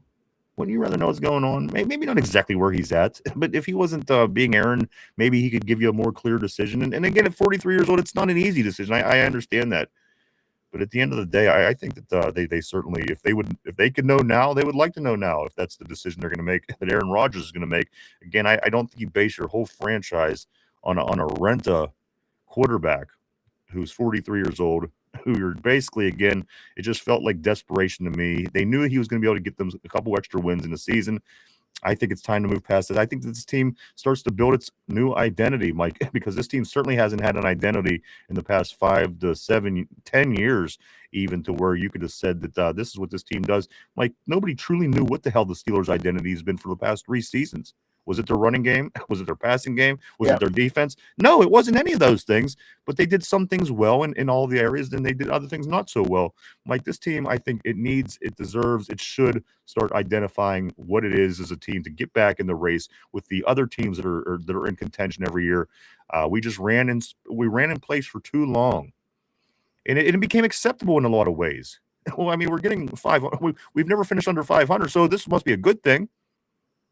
And we didn't allow ourselves to grow because of the results that we were getting. And again, I think people got used to that. Okay, well, if we're not going to win a Super Bowl, at least we're not finishing under 500. So some of that stuff, we have to get behind us. We have to start getting this team, again, there should be a new mindset. There should be identity. There should be reason. And again, maybe, just maybe, Mike, under the new coaching staff, we could see that. They'll be bringing in new players. And again, Mike, head coach, offensive coach, defensive coordinator, running back coach, wide receiver coach, tight end coach, 2 offensive lineman coaches, 2 offensive line coaches, defensive line coaches, special teams coach, defensive assistant, new strength and conditioning coordinator. Why not? Why wouldn't you expect change with all these differences? I think bringing Aaron Rodgers back in this situation is counterproductive entirely, and I think it's absolutely crazy. But if it happens, it is, and he will be my quarterback, and I'll have to deal with it. But I don't honestly see a logical reason why he should be a part of this team moving forward. And the only logical thing that I could think of is to be a teacher or a mentor for somebody like Will Howard. And I can't imagine, again, he's a career Green Bay Packer. He's a rental player for us. It really doesn't even make sense for him to be here, Mike. So for that reason, I say we move forward. I'm just fine without Aaron Rodgers. Me too. It's, if you're going to have, an entire offseason of changing your philosophy, why stick to bringing in a older quarterback until you find your guy? And to me, that makes no sense. Just you have to be all in with a new changing of the guard, or all out staying, with what we've been doing. You can't straddle that line. And to me, bringing Aaron Rodgers back is straddling that line. It's time to move on from these older quarterbacks, and it's time to go find someone that you think could be your guy. And if you don't think there's one in this draft, okay, run it with Will Howard for a year. Worst case scenario, you finish bad and you can find your guy next year. If it works well, cool, you're in a good position to keep moving forward with him. It's just find out. I know Art Rooney doesn't want to tank, but finding out if you have a quarterback on your roster is not tanking because you're just going out there and trying to win. You still have some really good players on this team. You have potential All-Pros in Joey Porter Jr. and Zach Frazier, so you're not out there tanking. You're sending out a very competent roster. You're sending out more or less the same roster that, yes, we won the division because the teams had down years, but yet we still won the division, won 10 games, made it to the playoffs. That's a good foundation to pluck in a second-year quarterback to see what he has. I like this comment here. Mark Malone says, let's face it, they needed Rodgers to run the team. Admittedly, we don't need that anymore. And I think that holds water. I do. Again, I just don't know if Coach T ran out of ideas at a certain point to where he thought, you know what, it could be just as beneficial to bring Aaron here and kind of let him do his thing because he kind of does know what he's doing. So for that reason, again, I think that it was well warranted for him to be here for that period of time. Beyond that, I'm not ready for another Aaron Rodgers season. I'm not ready for him standing behind the tush push in his tripod stands and giving the first down marker. I'm kind of Aaron Rodgers out. I'm ready. Again, it kind of was what it was. And it was just, to me, it was a temporary fill-in. And to me, kind of to save the day in a sense. And I just don't know how much more saving of the day we should sit around and expect from somebody that probably should be retired right now. Again, he's one of the best quarterbacks of all time. So you were able to get production out of him at the end of the day. But it's just, to me, time is done. Let's move forward. Let's see what this team got. Let's see what this coach got. Let's see what these coordinators got. Let's see what these players got. Let's see what we can do in the draft. So much going down in this offseason, guys. As again, the Pro Bowl games. The Pro Bowl games do kick off tomorrow. If you're interested in watching flag football, they will be getting together tomorrow at 8 o'clock p.m. on ESPN. That is, again, Pro Bowl games tomorrow, Tuesday. That's right, as they added it to the week festivities themselves, opposed to having it the weekend before or the weekend after, as they used to do it. The Pro Bowl games tomorrow, 8 o'clock p.m. Heading into Super Bowl 60, guys. This weekend, the Patriots and the Seahawks go at it again, as they did a couple times last year. I know that Seattle Seahawks fans probably would love to get this game back after the way that Super Bowl ended. Of course, you remember Marshawn Lynch running the ball very well down the field, getting the Seahawks in a position to win the game. And they decide to throw it within inside the 5-yard line, being intercepted by Malcolm Butler, and finishing off the Seahawks. The Patriots win that Super Bowl 28-24. So I think that this one is going to be, Mike, I think this is going to be good. I hope the other team comes out on top this time. It certainly will benefit us here in Pittsburgh with our Steelers and our 6 championships. And, of course, New England, if they win, they get 7. They'll have the lead in the whole entire NFL, Mike, with 7 Super Bowls. But if they lose, they drop to 6-6. To me, that's kind of saturated because you know what? If they come, let's say they go next year and lose, not only will they be 6-7, but they'll be 6-7. Yes, 6 is a lot, but to go and lose 7, again, I like where we sit a lot better than I like where they sit New England has a very good chance, Mike, to have as many Super Bowl losses this week as they have wins. And when you have the most wins, that's not a good thing in your loss column. No, it's a blemish on their record, and it's a nice blemish. I like to see. I'm rooting hard for Seattle in this one. Yeah, I am too. Under no circumstances, I don't want to see New England win.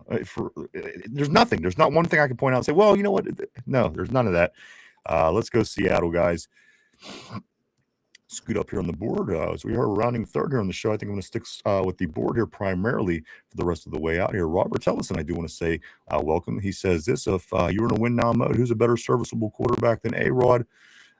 And the thing is, you're right. For what it was that they were doing, I agree. It was probably the best thing. And again, with the rookie Will Howard at the time going out with a broken hand in preseason, that certainly didn't leave him much leeway. And when at the end of the day, you have nothing else, you had Mason Rudolph. So it was what it was. I don't think we are in that position now where we can say, well, it is what it is. We could take the opportunity to pass on Aaron, learn about these young kids, maybe build cohesiveness between him and your new number one wide receiver that you might grab out of the draft, and maybe build a rapport with DK that drops balls periodically. Just build relationships between these guys that are going to need to be successful on the field with one another. Allow them to do that. Of course, Will Howard is a young man. He has room to grow. Everybody else has been there for a while. New guys, again, especially if they go high, Mike, on this wide receiver, which I think a lot of people want to do at this time, is get a wide receiver in the first round. Allow those two guys to work together nonstop. Let them go to Florida. Let them go to California, wherever they do in the offseason. Go work, learn to play together, and come back and let's see what we have. Because again, what are we going to do? Like, we're going to keep bringing Aaron Rodgers back until he's 50 years old. It's insane. It's insane to me, Mike. It's just it's. Why is nobody else doing this? Why is and you know who did this? The lowly Jets. The lowly Jets is the other team that had this idea, and they thought it was a great idea. They brought Aaron Rodgers back to save their day. You look how that played out for them. So again, what are the teams that are winning doing? Oh, young quarterbacks, new coaches. What are the teams that aren't quite winning anymore? Teams with not great ideal quarterback situations, and of course, older coaches who just aren't getting it done anymore. The league kind of passed them by. So again, I'm all for moving forward. This is forward for me. Mike, I no exceptions. I don't think to myself, well, you know what Aaron could be. I just think it's time to move forward. Why wouldn't it be now? And if it's not now, when will it be? Exactly, and like we said earlier, now's the time. You know, just fucking do it. Double down. Just take your lumps. If you have a bad year, you have a bad year. You can't be afraid to do it. It's gonna suck. We're all gonna hate it, but you know, it might not be the worst thing in the world to have a bad year, to see what you have and what you don't have. And this is like literally us all going worst case scenario. I think we land on our feet. I truly do. I do too. This is a playoff team. You know, this is a competitive team. This is a team that knows how to play tight, competitive football with, you know, subpar offenses. Let's see what they can do. Maybe this cat can come out here and run this hybridized offense that Mike McCarthy wants to run, and we're scoring more than 18 points a game. We're scoring 25, 27, 28 points a game. We're looking like, you know, a competent offense. We have games where we're putting up 35 points a game. Is that such a bad thing to see if you have that? No. I just want to make a quick comment, and I'm not even gonna. I'm not battling with you. I mean, you're my dude. I respect your comments always, Jamal. I'm just saying, if you listen, take the past 10 years, look at the track record. That's what we're talking about. I'm not going to sit here and say that Mike Tomlin, you know, I'm going off of what I've seen for a decade. And a lot of those things are things that could have been corrected. A lot of those things maybe weren't handled the right way. And a lot of those things are the reason why we had the same exact results year after year after year.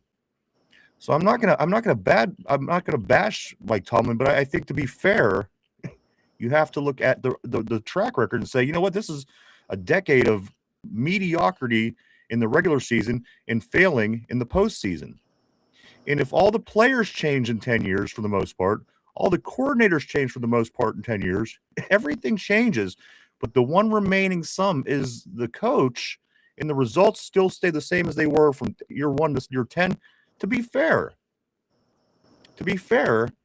we can't just dance around and say, well, Mike Tomlin is the GOAT. You got to realistically look at things and say, you know what, this could have been part of the problem. And you are right. We are going to see what we do now and how things are going to move forward. And I got to be honest, I can't imagine sitting around hoping that things go bad, because I just don't think that's a really healthy way of looking at things. But that's just my opinion. Hold on. Jamal says, oh, Mike Tomlin, I'm just talking shit. I know, bro. And that's the thing. Nobody's talking shit. Again, everybody's ready to move forward. And I think sitting around arguing about Mike Tomlin is not beneficial for anything, to be honest with you. I give him my credit. I say this all the time. I put him in my top 3, and I'm gonna put him up on the mountain where he belongs for the Mount Rushmore here in Pittsburgh. And he did his job, and now he's gone. So at the end of the day, I'm just going by pure numbers. And what I've seen for the past 10 years. As far as the guy goes, I like the guy. And as I said many times, I would love to hang out with the guy. I would sit down and have drinks and talk with him and talk football. And I'm sure you could hear some amazing stories. So at the end of the day, I don't. But 0 losing seasons, really, I mean, it's an accomplishment, yes. But what did we gain from 0 losing seasons over the past 15 years? Eliminated from the playoffs in the first round 7 of the last 10 years. Getting blown out by 21 points at least in every single one of those games. What good does no losing seasons have if that's the case? You see what I'm saying? Why was the coaching acceptable during the regular season? And again, I'm giving you the credit. I'm not going all the way back 19 years. I'm going from 15 years. And I think you could certainly make different arguments. But again, at the end of the day, I'm not going to debate, because again, I respect him, and I think he served his time here and did well. He did well enough, and he did get a lot of wins. And of course, as you said, he never had a losing season. That's an accomplishment. But once you get to a certain time, can we live off of one Super Bowl that was won 17 years ago? Should we be happy with not doing anything for 15 years? Because if he won a Super Bowl 17 years ago, we haven't had a playoff win in 10 years. That's all I'm saying. I mean, should we continue to pay the guy top coaching dollar for not getting it done for 15 years? To me, that's a period of time that you could say, you know what, this just isn't this just isn't working anymore. And he follows it up by saying, man, winning the Super Bowl is the hardest thing known to man. Now, I don't know about that. It's a difficult thing to do. No two ways about it. But again, I just. What are you going to do? What are we going to do? What do you want? You know what I mean? It is what it is. We have we have what he did in his first few years. We have what he did for the past 17 years. And again, if you go off those first 2 and you're not getting those results, what's the sense of continuing? What's the sense of continuing to give him more money and continue to pay him handsomely to get above 500 if nothing else is being accomplished? Nobody wanted to come to play here. They love him. They love the guy. I love Coach T. But you didn't see people knocking down the door to come to play for Pittsburgh because they realized there wasn't a whole lot of winning going on here. We were getting 500. We were average, a little bit better than average. But is that a huge accomplishment? It's an accomplishment. I give them that. It's not you. It's me. Nah, dude, it's all good, brother. SF Surf, what's up, dude? Always great seeing new people on the board. SF says, move Peyton Wilson to strong safety. Steele says Ravens hired Anthony. Did they hire Anthony Weaver? So they have a 19-year-old offensive lineman. They have Anthony Weaver, defensive coordinator, if that's in fact what they hired him for, defensive coordinator. And then also, Mike, their head coach is, it's slipping my mind, Baltimore. Minter. But I am too, Jamal. Again, like I said, bro, I'm on the same page. I don't want to come on and argue with you at all, because I agree with you for a lot of this stuff, and I do respect the coach as I do the prior coaches to him, and I will continue to do so, as they will always be Pittsburgh Steelers coaches in my opinion. But again, we're just 2026. It's just time to move on, in my opinion. Agree to disagree. That's just how I feel. Somber says this: I prefer McNeil Warren, but I'd take Kamari Ramsey or AJ Halsey. Also, Jamal says, don't know if Big Mac is the guy though. Steel Loyal. Okay, yes, at DC. So Baltimore, they have their, and that's just of now. Gotcha. Anthony Weaver to the Baltimore Ravens. Jesse Minter, the head coach over there. And again, Mike, their 29-year-old offensive coordinator, Declan Doyle, The Baltimore Ravens are getting their pieces together just as and this is a team that we got to go against every year, twice a year, to even try to win this division. So they are getting pieces in places as we are, as Cleveland is, as the Vegas Raiders are now, as the Arizona Cardinals are, as everybody is, guys, in this offseason, heading into Super Bowl 60. It is Super Bowl week. A lot of things are going to be on TV about the Super Bowl, old Super Bowls you could watch. I know that Super Bowl 43, which was my favorite Super Bowl, which was a Mike Tomlin Super Bowl. I think that most people would agree that that was certainly their favorite Super Bowl.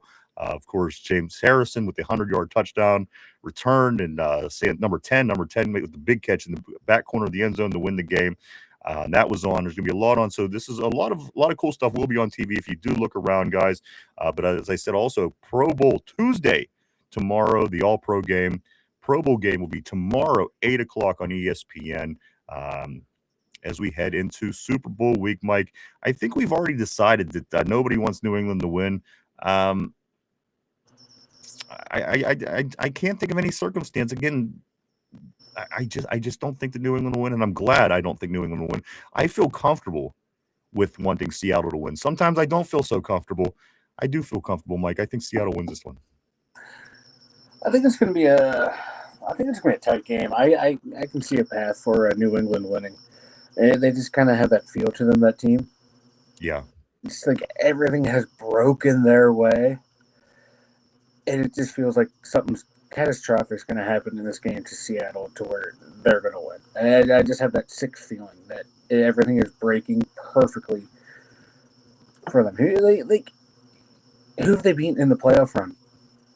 Yeah, you want to say, oh, their defenses that they went up against, but look at the quarterbacks they went up against. Yeah, right. It's shitty quarterbacks. So Mike, it was a guy that one of the guys didn't even belong in the game. The AFC Championship game, the quarterback didn't play a single snap all season.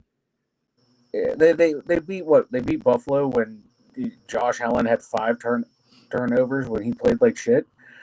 Okay, that might be their only one, but the other two, like every quarterback played like shit against them, and it wasn't like what their defense was doing. Like these quarterbacks just pissed down their leg. And Tortilla says, and the Patriots will win. Yeah, you know what? I just have that sick feeling it's going to happen. I think it will stay close because Vegas needs to win. Ultimately, at the end of the day, they need to win their money. So it'll stay within the point spread, whatever the point spread is. I don't know. I didn't look. But at the end of the day, I really do feel that it will stay within arm's length. Seattle, I think, though, wins this one, Mike. If the New England Patriots win, how much pressure does that put on you as a Steeler fan to really want your team to get their shit together if we do fall behind? It happened in the 90s. I remember when this happened because we had 4 Super Bowls. Nobody had as many as we did. And then San Fran came and they tied it. And then they passed it. And then the Dallas Cowboys came and tied it. And they passed it. And we're behind these two teams who have 5 Super Bowls. There's a certain urgency you feel as a football fan, and you think, come on, get this shit together. Let's go. Let's get back in the race. And, Mike, if New England wins, how much more pressure do the fans feel for defending their team with New England getting that edge if they would win the Super Bowl? We should already be under pressure because you figure the majority of our wins happened in the 70s. Yeah. It's happened so fucking long ago to where all of theirs are recent and current. So there should already be a lot of pressure on us. And there should be a lot of pressure on the organization to want to win more than what we have right now.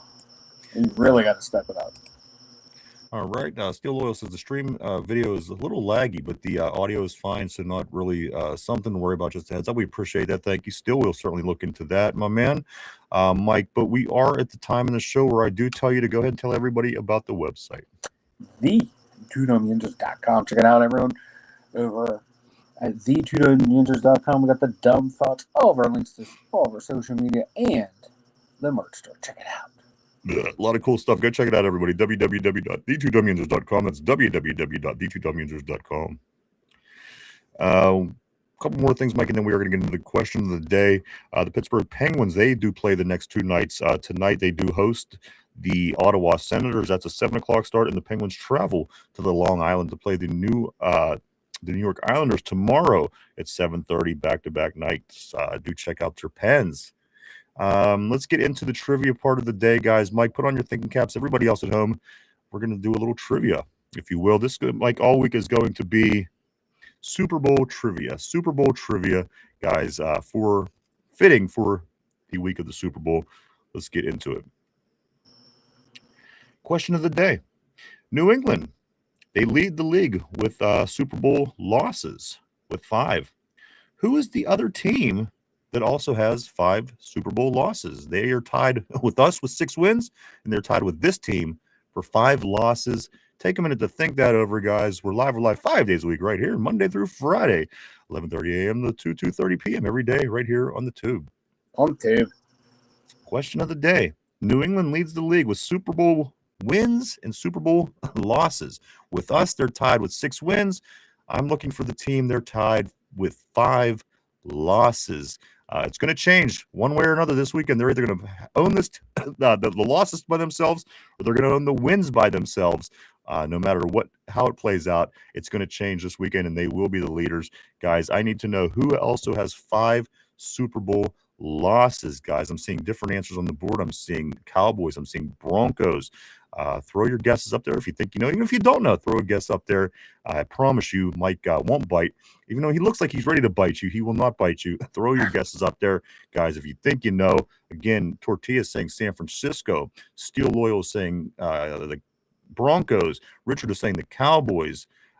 Steel Loyal saying I know that the Broncos have been to a lot.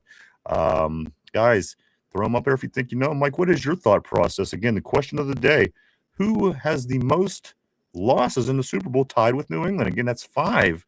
Where is your mind at? Where are you thinking? The Broncos come to mind too because they have been to a lot of Super Bowls. Somber saying Broncos sound right. Kansas City, maybe, because they lost early in the Super Bowl era, back in the 60s. Oh, Cowboys have been there. Minnesota, I know, was there a couple times. They lost, but I don't think they've been to 5. TC is saying Patriots. A lot of different guesses on the board. Mike, are you gonna listen to the board, or do you think you got? So I'm looking for 2 teams. No, 1 team. 1 team. There's 1 team that's tied with the New England Patriots. Let's go with the Broncos. Broncos, and is that your final answer? Final answer. All right, let me lock you in place. Mike, I'm blaming the board if I'm wrong. But you can't. They said a lot of other things, so you can't blame the board. No, Broncos was the most highly said one, so I'm blaming the board. All right, fair enough.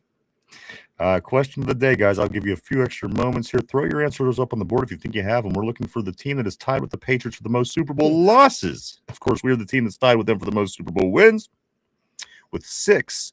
However, this team is tied with them for losses with 5 losses in the Super Bowl. A lot of people saying the Broncos. People saying San Francisco. Also, Cowboys. A couple other teams in there along the way. Mike, he says the Broncos, and that's his final answer, guys.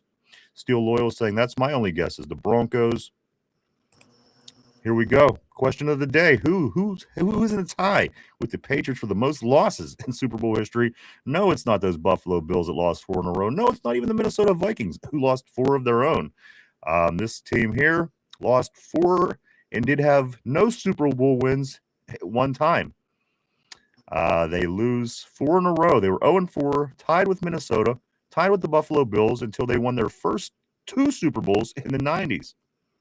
Put them to 2-4 in the 2000s. They win a few more. They lose another one. Their record right now is they have 5 losses. It is, of course, the Denver Broncos. The Broncos have 5 losses tied with New England. Most all-time losses in the Super Bowl. And again, they were off to a bad start, Mike. They started out 0-4. They were up there with Minnesota and Buffalo, both with that distinct record. And you know what? New England wasn't even off to a great start. You figure they lost in the 80s to the Bears. Yep. They lost in the 90s to the Packers. They were sitting at 0-2. So some of these teams off, just kind of getting behind the 8 ball early on. But yes, the Broncos is correct. They and both the New England Patriots have 5 Super Bowl losses, and the Patriots and the Steelers both with 6 Super Bowl wins. So whatever happens to the New England Patriots this weekend, they take the lead in one of those 2, either the losses or the wins in Super Bowl history. Let's hope they become the all-time loss leader in the playoffs, Mike. It'll certainly benefit our Steelers here, of course. A few other things I love. I love the Oilers uniforms. I love them. Tortilla picked the Oilers also as a guest, but the Oilers uniforms were fire. And as a matter of fact, you see them every once in a while in the big debate when they play Houston, because Houston wears the Houston Oilers throwbacks when they're playing the Tennessee Titans. I think that's how that plays out, right, Mike? Yeah. When Tennessee was really the Houston Oilers before they moved to Tennessee, and they still have the same colors. So when the Houston Texans wears those throwbacks against the Titans, there's always a little controversy, and I don't know. I like it. I'm always there for it. Always interesting because it's a hell of a uniform. I love it. It was in our division. I hated it as a kid. I hated that stupid uniform, but now you gotta like it. It was a beauty, like that Oiler blue back in the I day. love them. I like them, man. They're still. I love when they bust them out. They are fire. Absolutely. Steele says, sweet. My mom, I got something. Steele, yeah, you're always good, man. You always get a lot of things right. But say hi to mom for us. But as we are at that point of the show, Mike, we're going to start getting things wrapped up. We do have, again, the Penguins tonight. The Penguins are hosting the Ottawa Senators. That's a 7 o'clock start. Tomorrow, we do have the Pro Bowl. Tomorrow, that's at 8 o'clock on ESPN. We'll talk about that a little bit more tomorrow during the shows. We will be back at our regular time tomorrow to get into that. So much more, keeping up with all the coaching carousel information, all the way through the coaches to the coordinators to everything else around the league. But most importantly here for our Pittsburgh Steelers, what we're going to do next, we're going to start leading a little bit more into the draft talk as we do move a little bit further along, because, of course, the draft is right here in Pittsburgh. And I expect it to be a good one this year, guys. And we could certainly make a bang, hit the ball out of the park, if you will, if we make the right moves. Let me grab a couple more comments here. Tortilla says the Ravens should wear the Browns uniform every now and then. That would be great. Exactly. You know what? If it wasn't for Derpy's aunt talking about her beaver smelling like peanut butter and dog saliva, that could be up there. Because you know what? The Ravens playing in the Browns uniform wouldn't that be great? Wouldn't that be great, Mike, as a Steeler fan? I would fucking love that. I would love it if we play the Ravens at home and the Ravens come out in the Browns unis. Yes. Tortilla saying like a humiliation ritual. Damn, Tortilla. But I'm giving a game ball there. We're giving game balls where game balls are due. You get a game ball. You get a game ball. Everybody gets a game ball. It's like Oprah. We're giving game balls away to everybody today, guys. But let me say these few things before we do get ready to wrap things up here for the day. I do want to say thank you to everybody for coming and hanging out and checking us out today. We certainly appreciate each and every one of you. We truly, honestly do. We wouldn't do it without you guys. Thank you so much. I want to say thank you to everybody on the board. You guys are awesome. You always keep things interesting here on the show. We love you guys. You are the lifeblood of this show. The terrible board, everybody. Give it up for yourselves. Give yourselves a pat on the back. And everybody else, give it up for the terrible board as well. Everybody at home, maybe you're at the gym, maybe you're at work, maybe you're in the car. Maybe listening to the show or even watching it, guys. Thank you to you guys. Rock our world, baby. We hope we can do the same thing for you back and return that favor for you. A few other things I do want to say is this: to go check us out on social media. We are all over the place. Go check us out on Facebook, formerly known as Twitter, Instagram, Threads, TikTok, even Google and AIs, whatever. We're out there, guys. Check us out. Go follow us. Keep up with what the two Dum Yinzers are up to on a day-to-day basis. And finally, if you haven't had a chance yet, do hit the like button down below. Hit the like, sub, share, and even the comment, if you will. It all helps out in the algorithm, and we do appreciate it all very much. Thank you. Mike, as we do start getting ready to wrap things up for today on this Monday, this beautiful Monday, I'm glad to see everybody. Great crowd today, Mike. As always, anything before we do get ready to wrap things up? I can't wait for the draft. Yeah. Like when we started talking about Makai Lemon and Boston and all these other guys, my juices are flowing for the draft. I cannot get here fast enough. Off-season is my favorite time of the year. I hope everyone keeps coming back for the off-season talk, because there's a lot going on with the Steelers this off-season. Off-season changes in the show as well. So stick around, everyone. Keep coming back. We love having you guys here, man. This is a blast. So keep coming back. 9:02. Today is 9:02, guys. 9:02. Well, at 1 o'clock, I guess, with some. But anyway, 9:02. 98 short shows away from the big 100, guys. We have a lot of things planned for this year, and we're going to get more into it as time goes on. I think you're going to have a lot of fun, guys. Also, I do want to say this: as you are getting prepared to watch any of these games, maybe the big game on Sunday, maybe the Pro Bowl tomorrow, or either just hanging out and taking the edge off. don't hesitate. Stop by and get yourself a case of Duquesne Pilsner beer. It's now available at Giant Eagle if you want to get it in 6-packs or 12-packs. You can always stop by the Eagle now to pick up your Duquesne Pilsner, guys. Delicious. We always have Duquesne Pilsner here in the studio. The guys at Duquesne Pilsner do go out of their way to include us in all their promotions, so we'd like to give it back to them.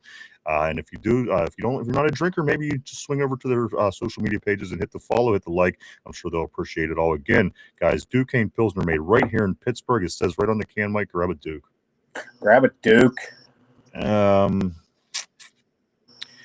I do think that is everything for me. Mike, one more time. Anything before we wrap things up? Speak now or forever hold your peace. I got nothing. See y'all tomorrow. All right, let me grab a couple here real quick. Hey, what's up, dude? Always great seeing Tyrone, my man, the GOAT, Tyrone. Better late than never, my man. Great seeing you. Hope all is well for you, sir. Hope you were staying warm. Tyrone also still somber. You know what? I might be. If you go back there, you might be able to find my account from 100 years ago, whenever the hell MySpace was going. But I just might be on MySpace. A whole farm of goats, if you will. That is the board, of course. My man Tyrone, can't wait for the draft as well, sir. I hope you're doing good. Miss Pittsburgh, great show like always. Everybody have a great day. Mock draft Monday, Vegas is saying. Street Loyal says still loyal. I'm gonna get it correct one of these days. Why do I keep saying street? I don't know. My carrier pigeon will get that message to you shortly. I'm gonna follow that up here with wait, never mind. Ravens can't be trusted. That's somber. And steel loyal. Flying rats. That's what Ravens are. Pigeon as well. LOL. Somber. Guys, thank you so much. We'll be back tomorrow at our regular time to do it all over again. We hope to see everybody then, guys. Thank you so much. I do believe that is it, Mike. Anything else? No, that's all I got.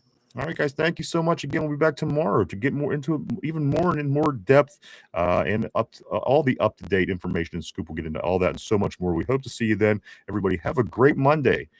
Stay safe, stay warm. As Somber says, love, peace, and chicken grease all day, baby. You know what's up. For Derpy, for Finch, myself, for Mike, the two Dum Yinzers, have a great Monday, and we'll see you tomorrow. Bye-bye.